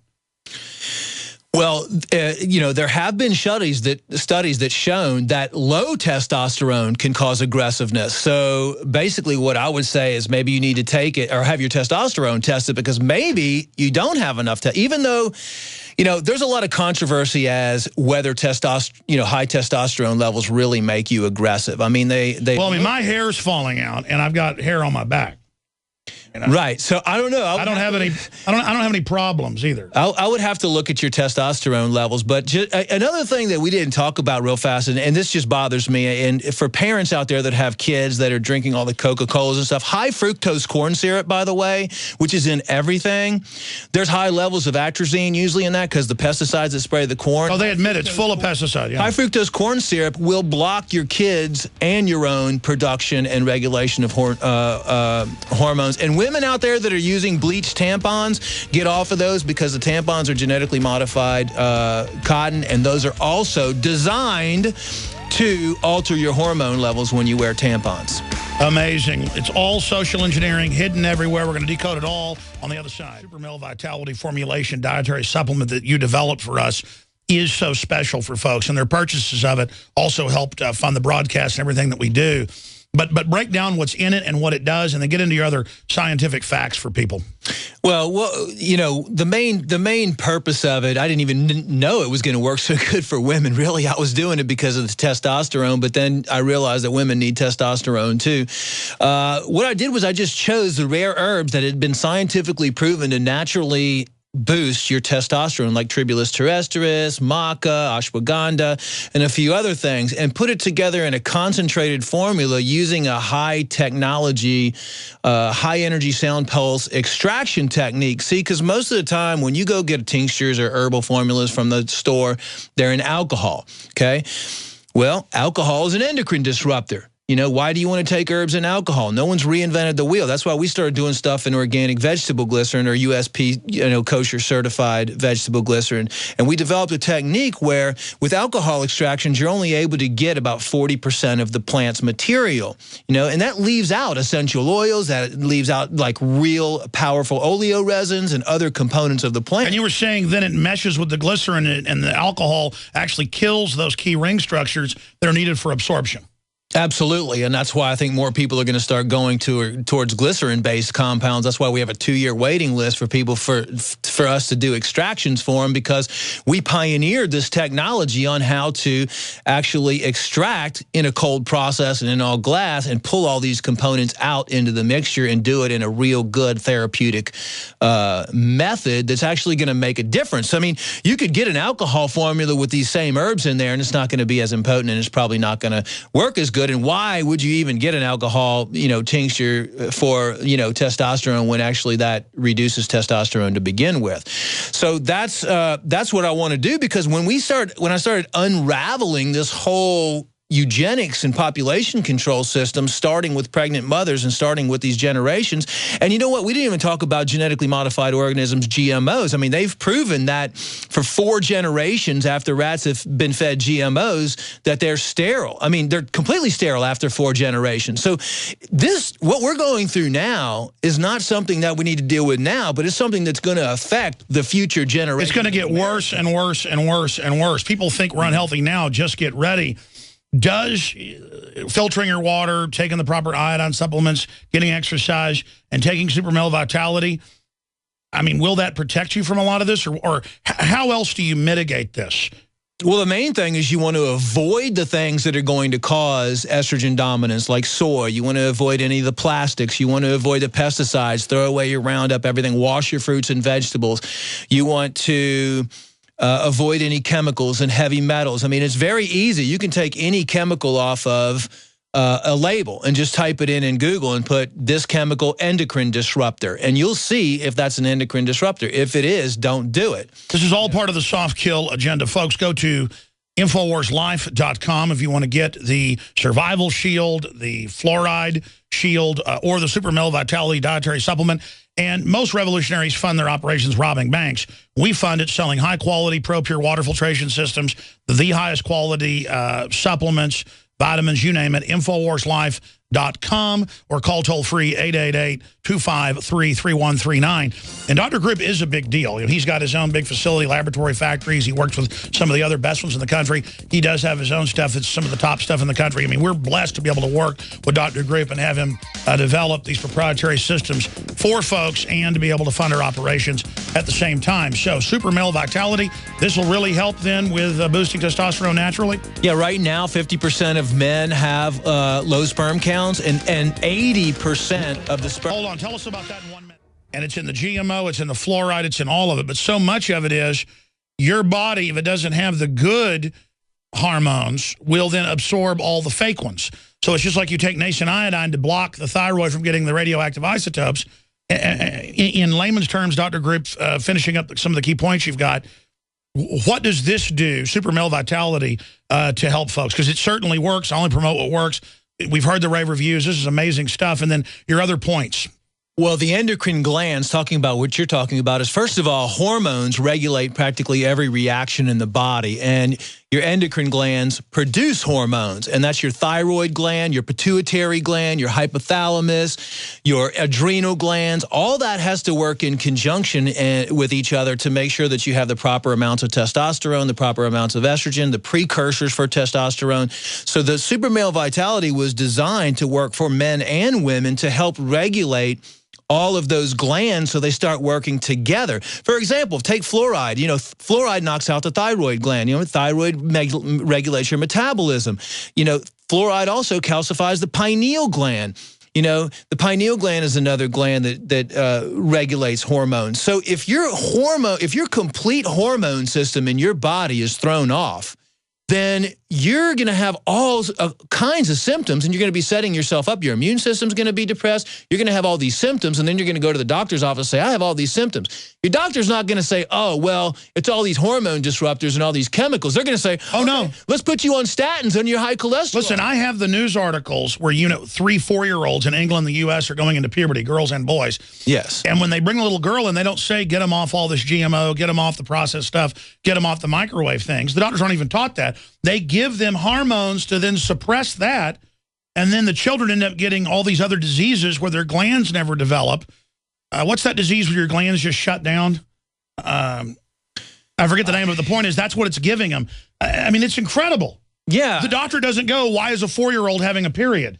They just go, here's hormones to stop that. Right. Well, obviously it's hormones doing it. The fish, the birds, they're going into puberty early. It's a really, really big issue, and that's why actually this is the biggest issue. It's a giant conspiracy. I mean, and they're even doing artificial sperm now over in Europe because they think that in the next 10 to 15 years, look at nobody can get pregnant anymore. I mean, there's so many miscarriages because of the chemicals. There's these fertility clinics popping up everywhere. You know, there might be in the future the point where you have to have artificial sperm, and they might. It's going to all go. Oh, no. The globalists admit that's the plan. They said this. Right. Huxley, before he died, said the plan is wreck everybody where they can't have children. Then they're going to come in and have designer babies where they can build in what they want.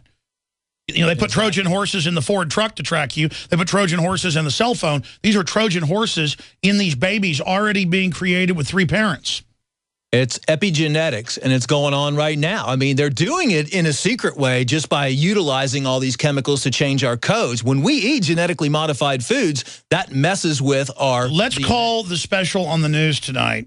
I may even do the interview. This is too important. I wish I've got a great guest coming up on the Obama dictatorship. But, I mean, I want to do an hour special with you. We can print off all the articles, show it, and show their quotes and stuff, because if we tape it maybe today, maybe we can have it for a week and go back and find all the quotes, even more documents, to almost make a documentary, to just hammer everyone with this, because this is the big issue. It's a secret chemical biological warfare program altering humans. It's Brave New World. We need to come out with a list and say, okay, these are the top 20 things that you need to avoid, and this is what you need to do to reverse this. But first, exactly, let them know there's a program to do this. Exactly. They have to know this is real, folks.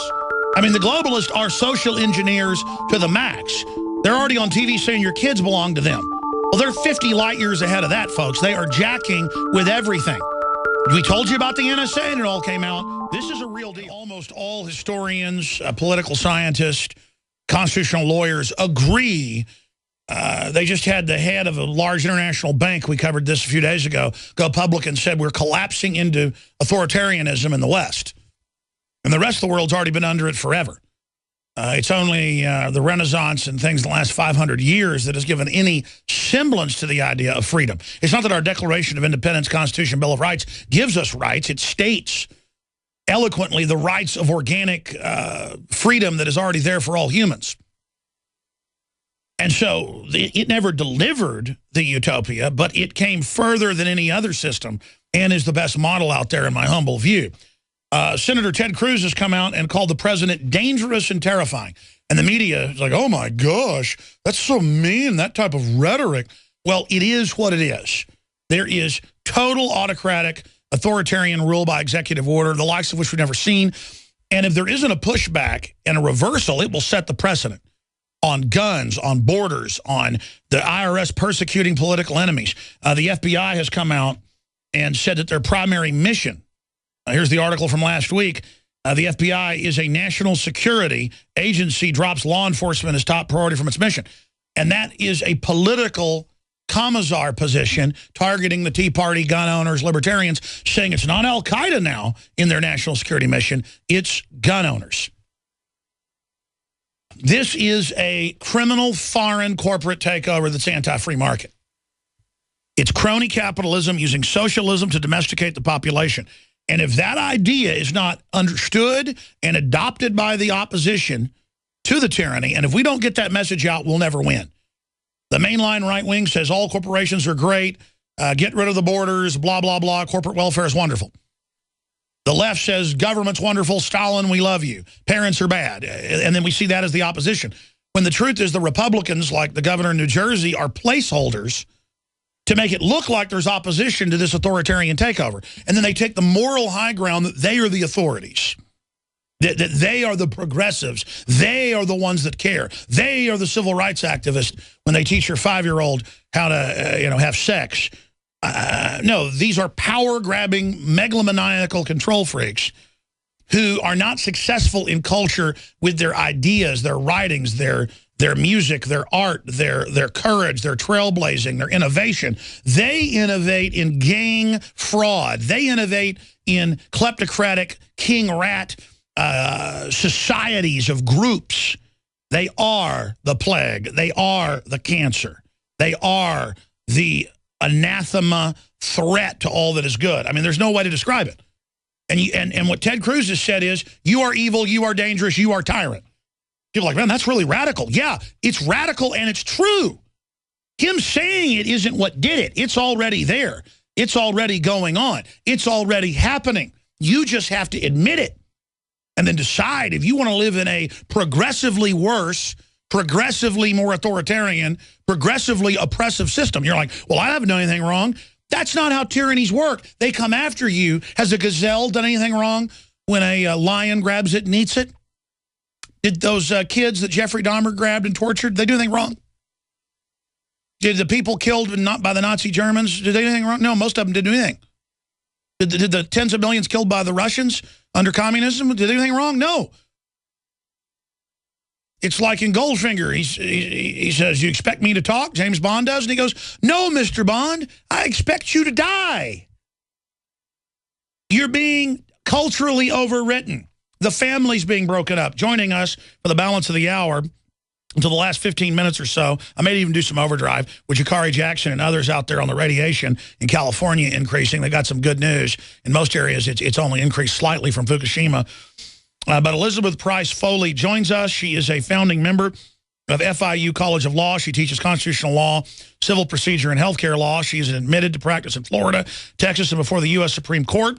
The professor is an author of Liberty for All, excellent book, Reclaiming Individual Privacy in the Era of Public Morality, The Law and Life and Death, the Tea Party, 3 Principles. And we appreciate her joining us. ElizabethPriceFoley.com is her website, and she's going to break down Obama's power grab and how would she, a law professor, constitutional lawyer, how would she define it? And then what are the remedies when we are faced with a true tyrannus? Thank you so much for coming on, Professor. Oh, thanks, Alex. I appreciate you having me today. Well, what are we facing as a culture, as a society? What do we do? Go over the laundry list and then how we counter this. Yeah, I mean, this president seems sort of hell-bent on violating the Constitution. I will say this, we all learn sort of in grade school, right, the basic idea of separation of powers, that we have a legislative branch that makes the laws, and then we learn that the president has a duty under the Constitution in Article 2 to faithfully execute those laws. And I think he missed that week in school because, he's been doing a lot of things that other presidents simply have not had the boldness to do or the audacity to do. So let's take some of the big ones. His big signature legislative achievement, Obamacare, right? There's at least 5 major things that the president has done to effect essentially a unilateral amendment of those laws. He's not faithfully executing Obamacare as written. He's changing it with sort of the swipe of a magisterial pen. So, one thing he did, he delayed these out-of-pocket caps that are written into the law. He says, well, I'm going to put that off for a year because that's too hard for the employers and the insurers to figure out. Then he takes the employer mandate, a big, giant component of Obamacare that requires employers, provide insurance or face these giant tax penalties. With a stroke of a pen, he delays that for a year. Then he's got this recent thing about a month ago where he decides, he told everybody, if you like your insurance, you can keep it. Well, it turns out that that's not true, and about 6 million Americans are losing their coverage. So when the political heat got turned up on that one, he said, well, you know what I'll do? I'll just say that a lot of people whose health insurance gets canceled don't have to buy health insurance. They don't have to abide by the individual mandate. I'm going to give them a hardship exception. So he changed that. And then he's got this thing that the law is crystal clear, for example, that the only employers who have to pay the tax penalty and the only people who are entitled to the tax credit are people who buy their health insurance through state exchanges. And that was purposeful by Congress. They did that because they wanted to, incentivize states to run their own exchanges rather than relying on some monolithic, horrible healthcare.gov, which we ended up with. And he said, well, I'm going to change that unilaterally, too, by regulation. I'm going to say all of the requirements of law are going to apply whether you buy your health insurance through the state exchanges or our horrible federal exchange. And so what is that when he shuts down the power plants without congressional approval and he sends in military without congressional approval and puts them under NATO command and on and on and on? I mean, is that not the office becoming dictatorial? And isn't Ted Cruz right calling it dangerous and terrifying? Yeah, I think Ted Cruz is 100% right. I mean, if it's not dictatorial, it's darn close to it. It's the closest I think we've ever seen in this country, maybe since. Well, sure, and it stops the political will to take the wind out of our sails to repeal the whole stinking thing by him selectively backing off so that we don't get upset and get the will. I mean, this is a very crafty, whispering in the ear way of strangling this country. Yeah, I mean, it's his way of saying, especially to the Democrats who are going to be facing tough elections in a couple of years, I'm going to throw you a bone. I'm going to unilaterally change this law. I know I'm not enforcing it as written like I'm constitutionally supposed to do, but I want to try to help you in your elections by sort of alleviating the harshness of the law. President doesn't have the power constitutionally to do this. I mean, frankly, this is an impeachable offense, but nobody has, the courage to say that. Well, Julius Caesar acted like a dictator for a while before he officially came one. And again, I believe the establishment wants dictatorial centralized power. They want that all over the world. It's easier to buy off one group than, a whole Congress and the states and the rest of it. But so I'm not saying Obama is going to be a dictator. I'm saying he is setting the precedent for future presidents to really actually become a physical dictator and a dictatorship of the bureaucracy. Do you agree with that statement, Professor?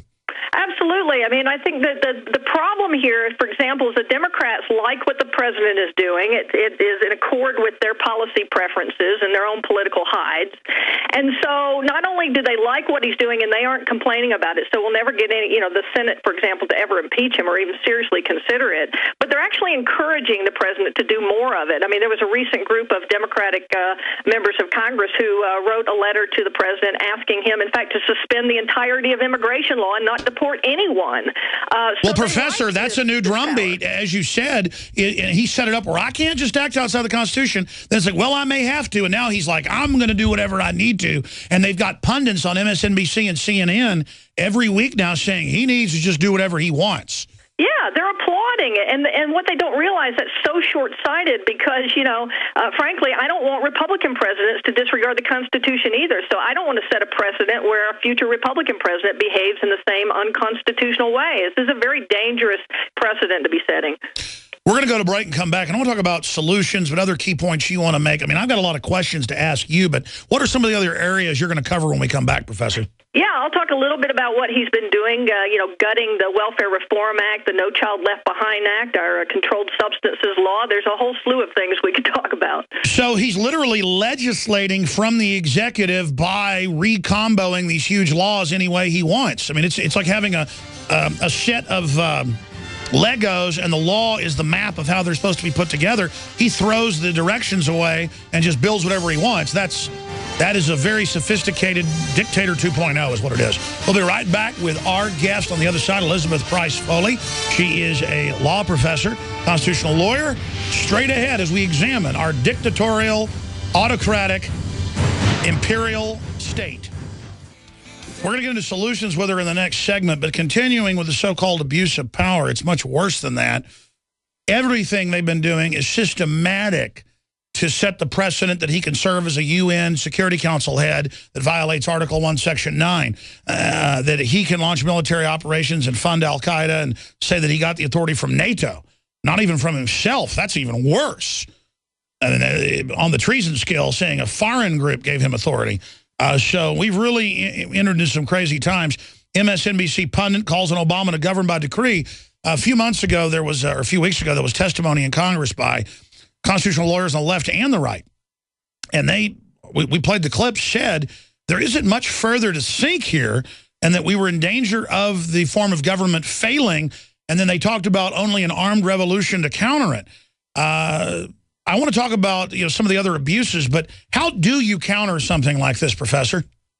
Well, it's a very good question. I mean, the first and most obvious one would be impeachment, but with a Democrat-controlled Senate and Democrats seeming to like what the president is doing and blessing it, that seems the near impossibility because it would take 2/3 of the Senate to convict. So that's not going to happen. If you take that check and balance off the table, really the only other thing we can do is litigate potentially in court, but there are major impediments to lawsuits going forward against the president to challenge some of these abuses. So what does that leave us? You've got Homeland Security gearing up to crush political opposition. This looks like a premeditated authoritarian takeover.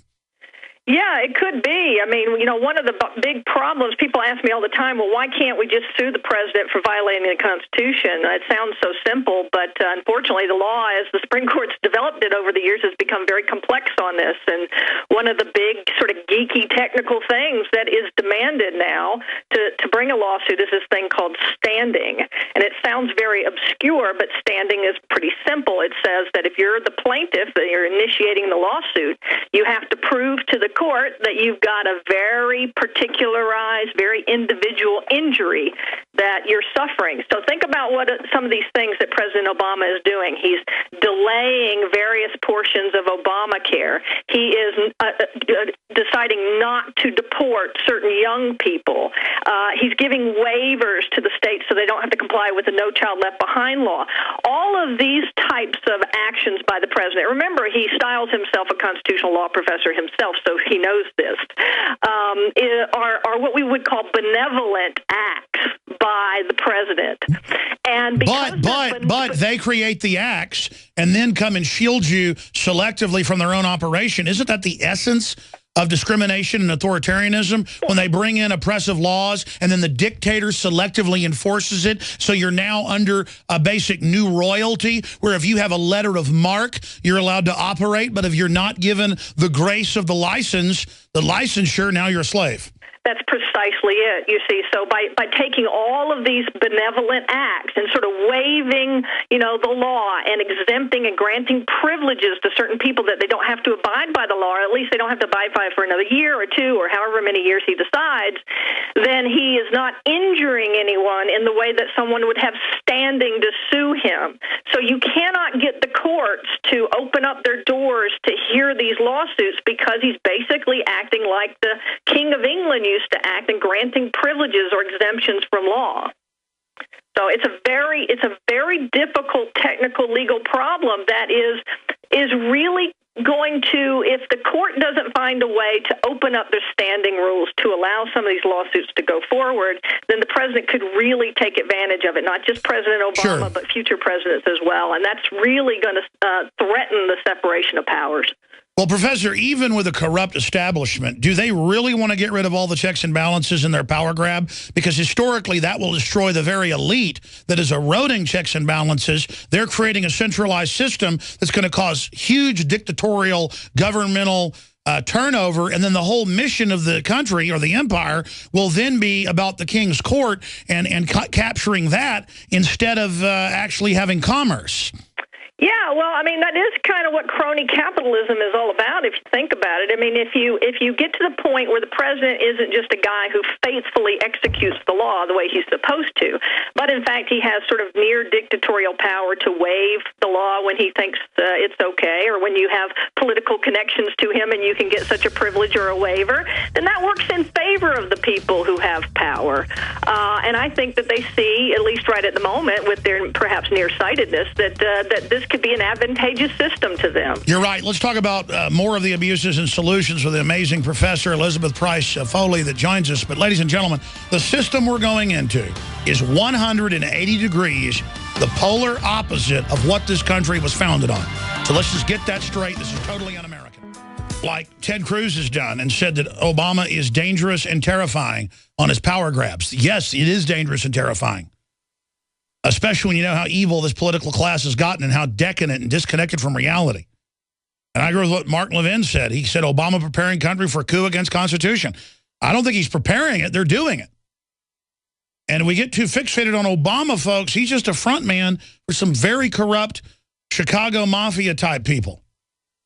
And there's a lot of other corporations and power structures that want a power grab. Look at how Holder got away lying to Congress on Fast and Furious. Look at... For me, not just the NSA illegal spying and getting caught lying bipartisanly, but the targeting mainline Tea Party, mainline Christian groups, pro-life groups with criminal IRS probes and harassment and denial of 501c3 and things selectively. I mean, that is the very ether of tyranny. That's how Nazi Germany started. I mean, this is amazing. And I think the liberal mantle, their fake high ground, is the big problem here. And I oppose Bush and those power grabs. You know, we're just rotting. It's degenerating. But it has, I've got to say, and most constitutional law scholars I've talked to agree, Obama's probably power grabbed 3 times more than Bush. Huge critics of Bush have been on this show and said that. Huge ones. Chris Hedges, Dr. Paul Craig Roberts, the list goes on and on. And when you realize it only gets worse historically from here, let me ask you that, Professor, and then get into other points and talk about your books and any solutions in the 7 or 8 minutes we have left. And I appreciate your time. But we're here marveling at this tyranny. I mean, how much worse has it been under Obama? And if it continues to go, I mean, have you seen any historical examples where it reverses itself without some really serious things happening? Well, I think that with the latter question, it's really hard. You know, once power is taken by government, it's incredibly hard for the people to get it back, short of some sort of, revolutionary type behavior. I mean, that's just what history has shown, not just in this country, but, throughout history of the civilized world. So I think that is a little depressing around the margins. The important thing is for Americans to stop it before it spins out of control somehow.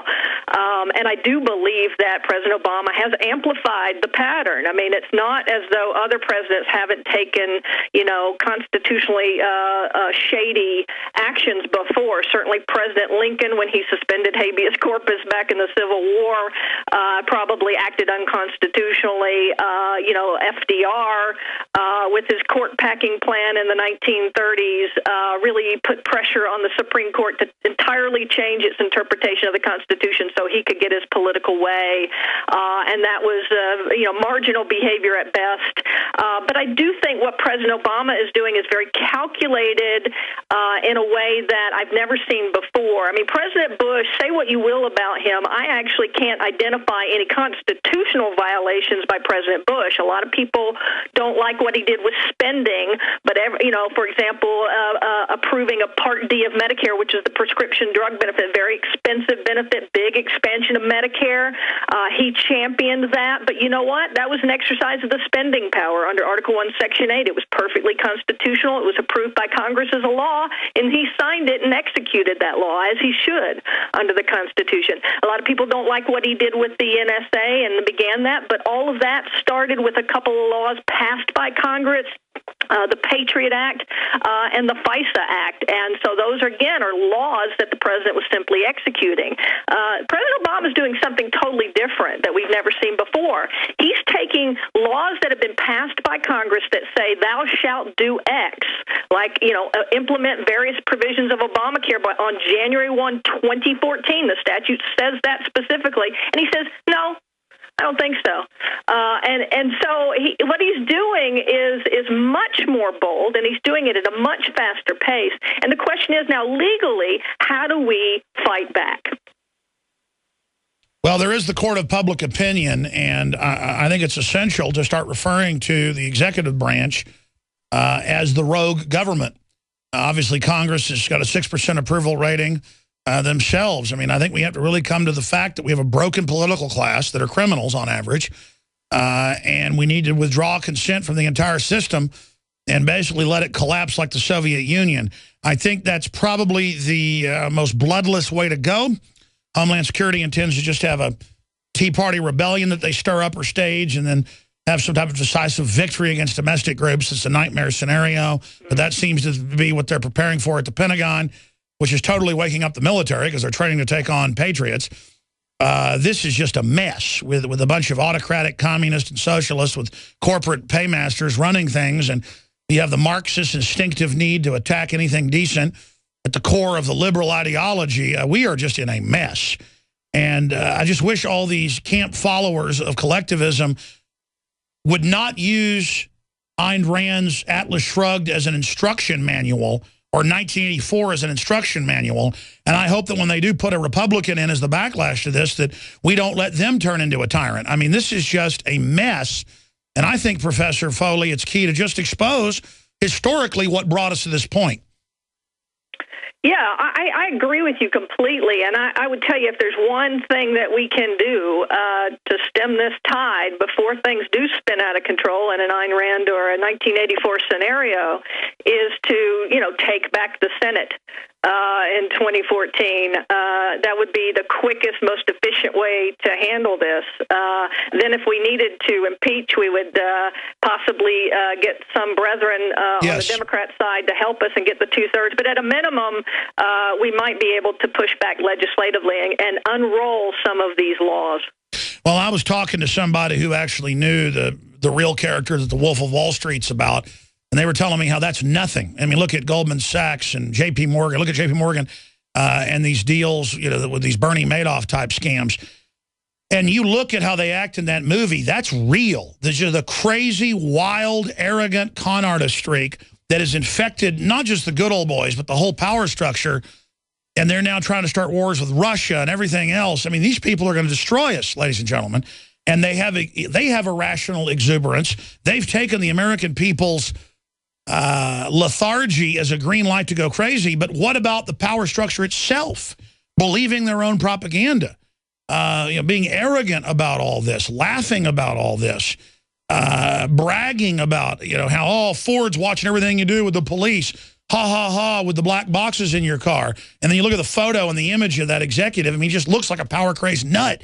These people are destroying their own futures. They are releasing evil into the world that we know is incredibly destructive. And they believe because they buy into it, it gives them power over it. And they are energized with criminal energy if you study criminology. And they're getting off on the bad deeds. And that is incredibly destructive. We need to have a major reform, and we need smarter members of the establishment. We need grassroots change. But I believe the revolution can also happen within the power structure, coming to their senses and realizing that they're going to destroy their own futures as well. Yeah, and we're starting to see some hope here. I mean, there is some optimism. I believe in this country. I believe in the intelligence of the American people. One of the reasons why I wrote my Tea Party book, for example, was that even though I first held the view of the mainstream media that they were a bunch of kooks, I decided to go to some of their meetings and decide for myself. And what I found out is that they're ordinary Americans who actually care about the Constitution. They want to read about it. They want to learn it. I think that's encouraging. They've elected great people like Ted Cruz, Mike Lee, Rand Paul, and I think that those young sort of Turks in the Senate are having an impact and shaking things up. And I think if the American people kind of can stay on top of it, we have a chance. So that's right. I mean, the power structure wouldn't be demonizing the real libertarian constitutional Tea Party and saying it's the main threat in the Republican Democratic leadership, all the different associations, all the different fake business associations, all the crony groups are absolutely scared to death of a libertarian constitutional takeover because we have a chance. We have the answers. We have the prosperity. Socialism, cronyism, fascism doesn't work. Freedom works. Legalize freedom. God bless you, Professor Foley. Thank you for the time. Thanks so much, Alex. I enjoy your show very much. Thank you. Wow, that's a great lady. Check out her books at ElizabethPriceFoley.com. And that's what this broadcast is a platform for great political minds, constitutional minds, to try to educate the public and have a larger discussion. And to be able to have reporters like our great Jakari Jackson and others who will go to California and check out the radiation. We got some good news and some bad news in a moment. In fact, they've got whole reports here. They're going to be put into an article later of the readings they got up and down the coast from Northern California up into Oregon. I'm now going to have them go south. We're going to skip Seattle because I want to go check out the reactors and things down in Southern California. So we're going to go to them in a moment. Please don't forget we are listener-supported. Not like NPR that gets $400, $500 million a year of taxpayer money and then begs for money every day on their stations, and Rockefeller funded. We are funded by the great products we sell, like the Pro Pure, Pro One water filters that cut out the fluoride, the glyphosates, blows away all the competition. 10% off with promo code WATER at InfoWarsStore.com. You can also go to InfoWarsLife.com or InfoWarsStore.com. I'll also take you there, but InfoWarsLife.com takes you directly to the incredible super male vitality that women can take as well, that absolutely allows your body to release all the hormones that you actually need in this estrogen-bombed environment. Believe me, just get a bottle. It's about 30, 40% off the leading competitor that has similar stuff in it. This is the real deal. And just like the nascent iodine, the more of that comes in next Wednesday. You can pre-order the high-quality Survival Shield nascent iodine. It'll ship out to you next Wednesday or Thursday. It is sold out right now. So if you want that, get your orders in to protect your thyroid more. We also have the Fluoride Shield that has 6 compounds, including nascent iodine. We have that in the 2-ounce bottle. That is available right now at InfoWarsLife.com. We have the Southern Mexico High Mountain Chiapas organic volcanic soil grown coffee. Wake Up America. We have it in 2 different blends. It's my favorite coffee. I've drunk for over 10 years, and I was able to get the connection right down to the actual co-ops, the actual farmers down there in Chiapas. We have that as well at InfoWarsLife.com. You can also go to InfoWarsStore.com to find all the libertarian constitutional-based apparel, you name it. And your purchases is what funds this operation via free association. Now, joining us from Oregon, joining us from Charleston, Oregon, is Jakari Jackson and Don Salazar and the rest of our crew. And their Skype just dropped. We're going to get them back up. They have gotten recordings from Central California up into Oregon. And the good news is you're supposed to have between 15, 20, 25, 30, depending on the area of this particular type of radiation reading where you deal with the micro rads. And we found an area with 1,000% higher than it should be. And they've now had local newspaper articles come out and report on our reporting. So our goal is now happening where people are becoming more aware of radiation in and around them in their environment. They've gone into seafood stores, markets. They found a lot of different data we're going to go over in the next segment with you. But the good news is most of the coastline of California and Oregon only has 50% to 100% increased radiation levels from what it was just a few years ago. And that can sound bad, but that's still pretty low. But we are forcing the media to cover it, obviously. There are the hot particles coming over, and Jakari joins us, Jakari Jackson from Charleston, Oregon, with a report. They did find double the radiation levels in the Redwoods, only a small increase at the Golden Gate Bridge. And there's Jakari right there with the boats in the background for folks watching at PrisonPlanet.tv. Jakari, tell us about your findings. Well, Alex, we're here at Fisherman's Wharf in Charleston, Oregon. Now, we've been running around this area out here. We went to some of the local All right, we've had really good Skype, but now we're having some issues with the technology. But we'll work on that and see if we can get Jakari back. Jakari, go ahead and start again. Yeah, we've lost their audio. So what we're going to do is we're going to work on those technicals and then come back to those guys. Again, great technology with Skype, but we do run into some hiccups. And they've been filing reports on the InfoWars Nightly News. 7 o'clock every night, they're condensed reports out there on the West Coast, and then those later then rotate over to the YouTube channel so the general public can see everything. Our goal with the subscription site is to be able to have the platform, have our own platform they can't censor, and then launch information warfare attacks out against the establishment from there. So that is our goal. That's why it's so essential that everyone be prisonplanet.tv members. All right, let's try that again. Jakari, thank you again for the great job you and the crew are doing. Start back over. Okay, Alex, we're here at Fisherman's Wharf. This is Charleston, Oregon. We've been going around to some of the local beaches, also going to some of the local fish markets. We encountered a gentleman at a beach not too far from here, and he told us about melting starfish. This is something he said he personally witnessed on the beach a little bit ago, a few weeks ago. He was out here and he saw this for himself. Now, he said he walks these beaches every single day and he didn't see these recently, but this is something that he said. So we've been walking around asking the locals here if they've seen anything like this. We've asked some of the fishermen and the dock behind us. They said they were not aware of these particular findings with the fish. Well, USA Today is, and that's a USA Today situation. They're dying all over the place. The majority of them are. They're having bifurcated Siamese twin whales, never before seen. There's undoubtedly major studies out on huge die-off in that area of the Pacific. And a lot of scientists like Dr. Busby do believe it's bioaccumulation of the radiation, Jakari. Yeah, that's exactly right, Alex, because you see these high concentrations between Monterey and other areas of California where the fish are dying off in droves, not just what you'd consider just normal fish, but also jellyfish. All kinds of sea life is dying out here. And like you said, the conjoined whales, also Paul Joseph Watson has reported on the bald eagles as far as Utah getting brain tumors and other things like that. Now, Jakari, we're going to come back and talk about some radiation numbers. You found about double what it should be in the redwoods. You guys found 1,000% higher. They're outside San Francisco. And that's been at the beach. What else have you found? Well, I've been traveling up and down the coast. The highest numbers were definitely at Surface Beach where the viral YouTube video was shot. But going up and down, we found maybe around double or so. We haven't broken 100 since we've left Surface Beach, southwest of San Francisco. Wow, when we come back, I want to go over some of these numbers. Now we're going to send you guys back south. Tell us before we go to break where you're going to be next.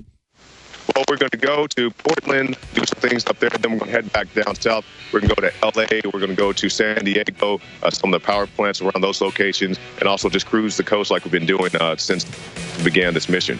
All right, well, we found increased radiation levels basically everywhere, but they're only slightly increased. So it's good news and bad news, but we're continuing to monitor the situation. We'll come back from Oregon, there in Charleston, Oregon, with the InfoWars crew reporting as the radiation waves come in from Japan. A man just walked up there at Fisherman's Wharf, who I guess is a listener and has been watching and came out there. And he's a fisherman. We'll see if we got a good audio connection out there to Oregon with Jakari Jackson. Jakari? Yes, Alex, we're out here, and like I said, we just encountered a fan, a viewer. He's also a local fisherman. He says he's been traveling these waters and also has some concerns of his own. Well, let's talk to him if he'll talk to us. Come on in, sir. Your name is Tyler, sir? Yeah. Okay, come on in, Tyler. Okay, so Tyler, how long have you been fishing? About 12 years. 12 years. And what do you fish for? Where do you fish? We fish here mostly Central Oregon for Dungeness crab and albacore tuna is the bread and butter. Okay. And you know about the radiation and so forth. Do you have any concerns about that?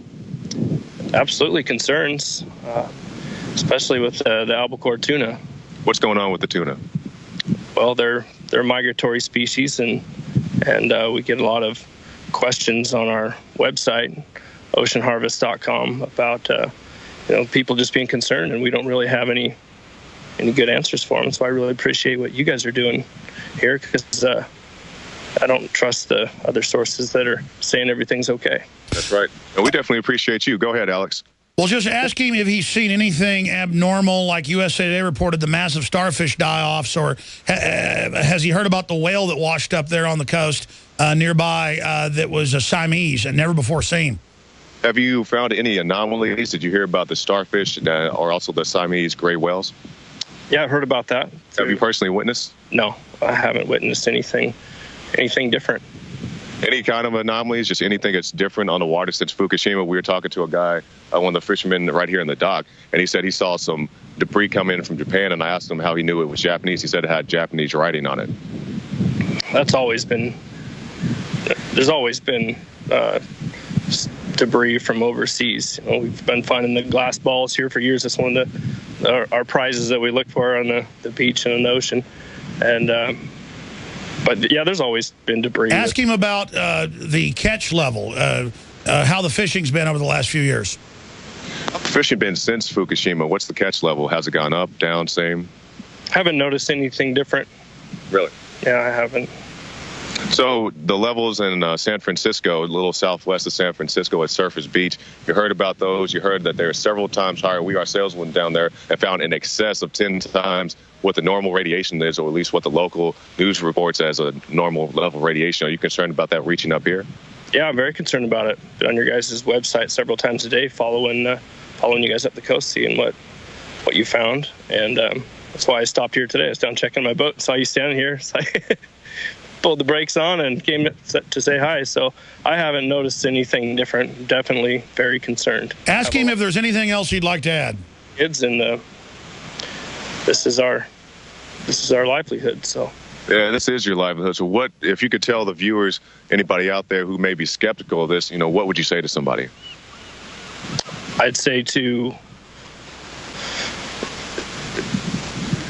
get yourself knowledgeable. Pay attention to what's going on in the world. There's a lot of deception out there.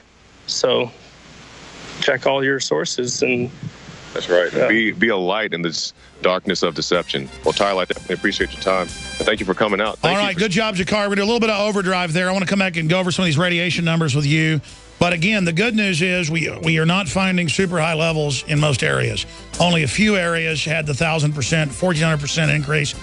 The redwoods were only double, and at those levels, it's not very life-threatening. The problem is if you get hot particles. But I'm glad we sent our crew out there. Now we're going to investigate Southern California. Stay with us at Overdrive, Infowars.com/show for the free feeds. I'll be back this Sunday, 4 to 6 p.m. Central, the Sunday transmission. Spread the word, folks.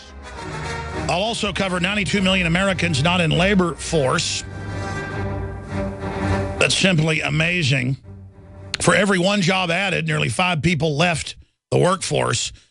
This is Agenda 21. This is the depression by design. Jakari, we're going to post these in an article soon, but the good news here is you only found double the normal level of background radiation at the redwoods. That's still not good. You only found a 20-30% increase in what it should have been at the Golden Gate Bridge. And you only, everywhere it's higher than it should be. It's 58 CPM at Laguna Creek, Klamath, California. Falls, Klamath, 56. 54 at Crab Shack, Anchor Way, California. 60% CPM. That's a little over double what it should be. There at Pistol River State Scenic Viewpoint. Blue Star Memorial Highway marker, Brookings, Oregon, 40 CPM. Humboldt Bay generating station. That's a reactor, and it's only 44 CPM. But the thing is, it is higher. It is higher than it's supposed to be, but these levels aren't that big of a deal unless you get one of the particles that's obviously creating this. Jakari, in the 3 minutes we've got left, other key points about your observations, what you think of this. I think this is good news overall. It's a lot better than it being 1,000% everywhere or something. That would be panic level. Exactly, because, I told David Knight our first broadcast, we went out to the beach, I was concerned to be standing in such high levels of radiation. The CPMs, the counts per minute, were registering well over 300, close to 372, which is the normal there is supposed to be about 30 CPMs. So that was very concerning to me. But as we traveled up and down the coast, as you mentioned, we didn't find anything that was that hot. So I was happy about that. Definitely happy for the locals, and we talked to various people. Some people were knowledgeable about the situation at Surface Beach. Some people weren't. But regardless, everybody we talked to, it's been a pretty... A little bit of breakup there. Let him hold that thought for a moment. And while we get a connection back, I'm going to just say this. There needs to be an investigation in and around San Francisco of why all over that beach and all over the bluffs and the woods, I mean, 500%, 1,400%, 1,000%. And we've talked to radiologists and nuclear plant workers. They say just 25, 30 years ago, they'd all be wearing lead suits around that. If you had to work around that, I mean, that is a big deal. It's not a big deal to be around it for an hour or two, whatever, but them saying, oh, 50,000 hours is safe at the health department, that is pure bull. Jakari, are you back? Okay, let's go back. You're breaking up some, but you're still there. Jakari, any other points? No, you said it pretty much there, Alex. I'm very happy that we didn't encounter the high levels going up north on the coast, but I am very knowledgeable and concerned about these people who have knowledge about these areas, like Tyler we just talked to, and also other people we've talked to, like the gentleman who saw the melting starfish. People who've been out here say they find strange anomalies going on with the jellyfish and other things like that. People have to know about this information, just like Tyler said, to educate yourself on this. All right, where are you going next, Jakari? Next, we're going to go up to the coast to Portland, do some research there down south. All right, great job with the crew. A little bit of technical stuff, but that's what makes it fun. It's live, it's real, it's unscripted. Go with God. Be safe there in the West Coast. Beautiful. I love Oregon, love Northern California, love Seattle. I like San Diego, too. It's just Los Angeles that I avoid like the plague.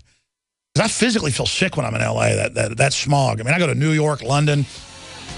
I've been in big cities in Mexico, I hadn't felt sick. Los Angeles, man. I just will not go out there anymore.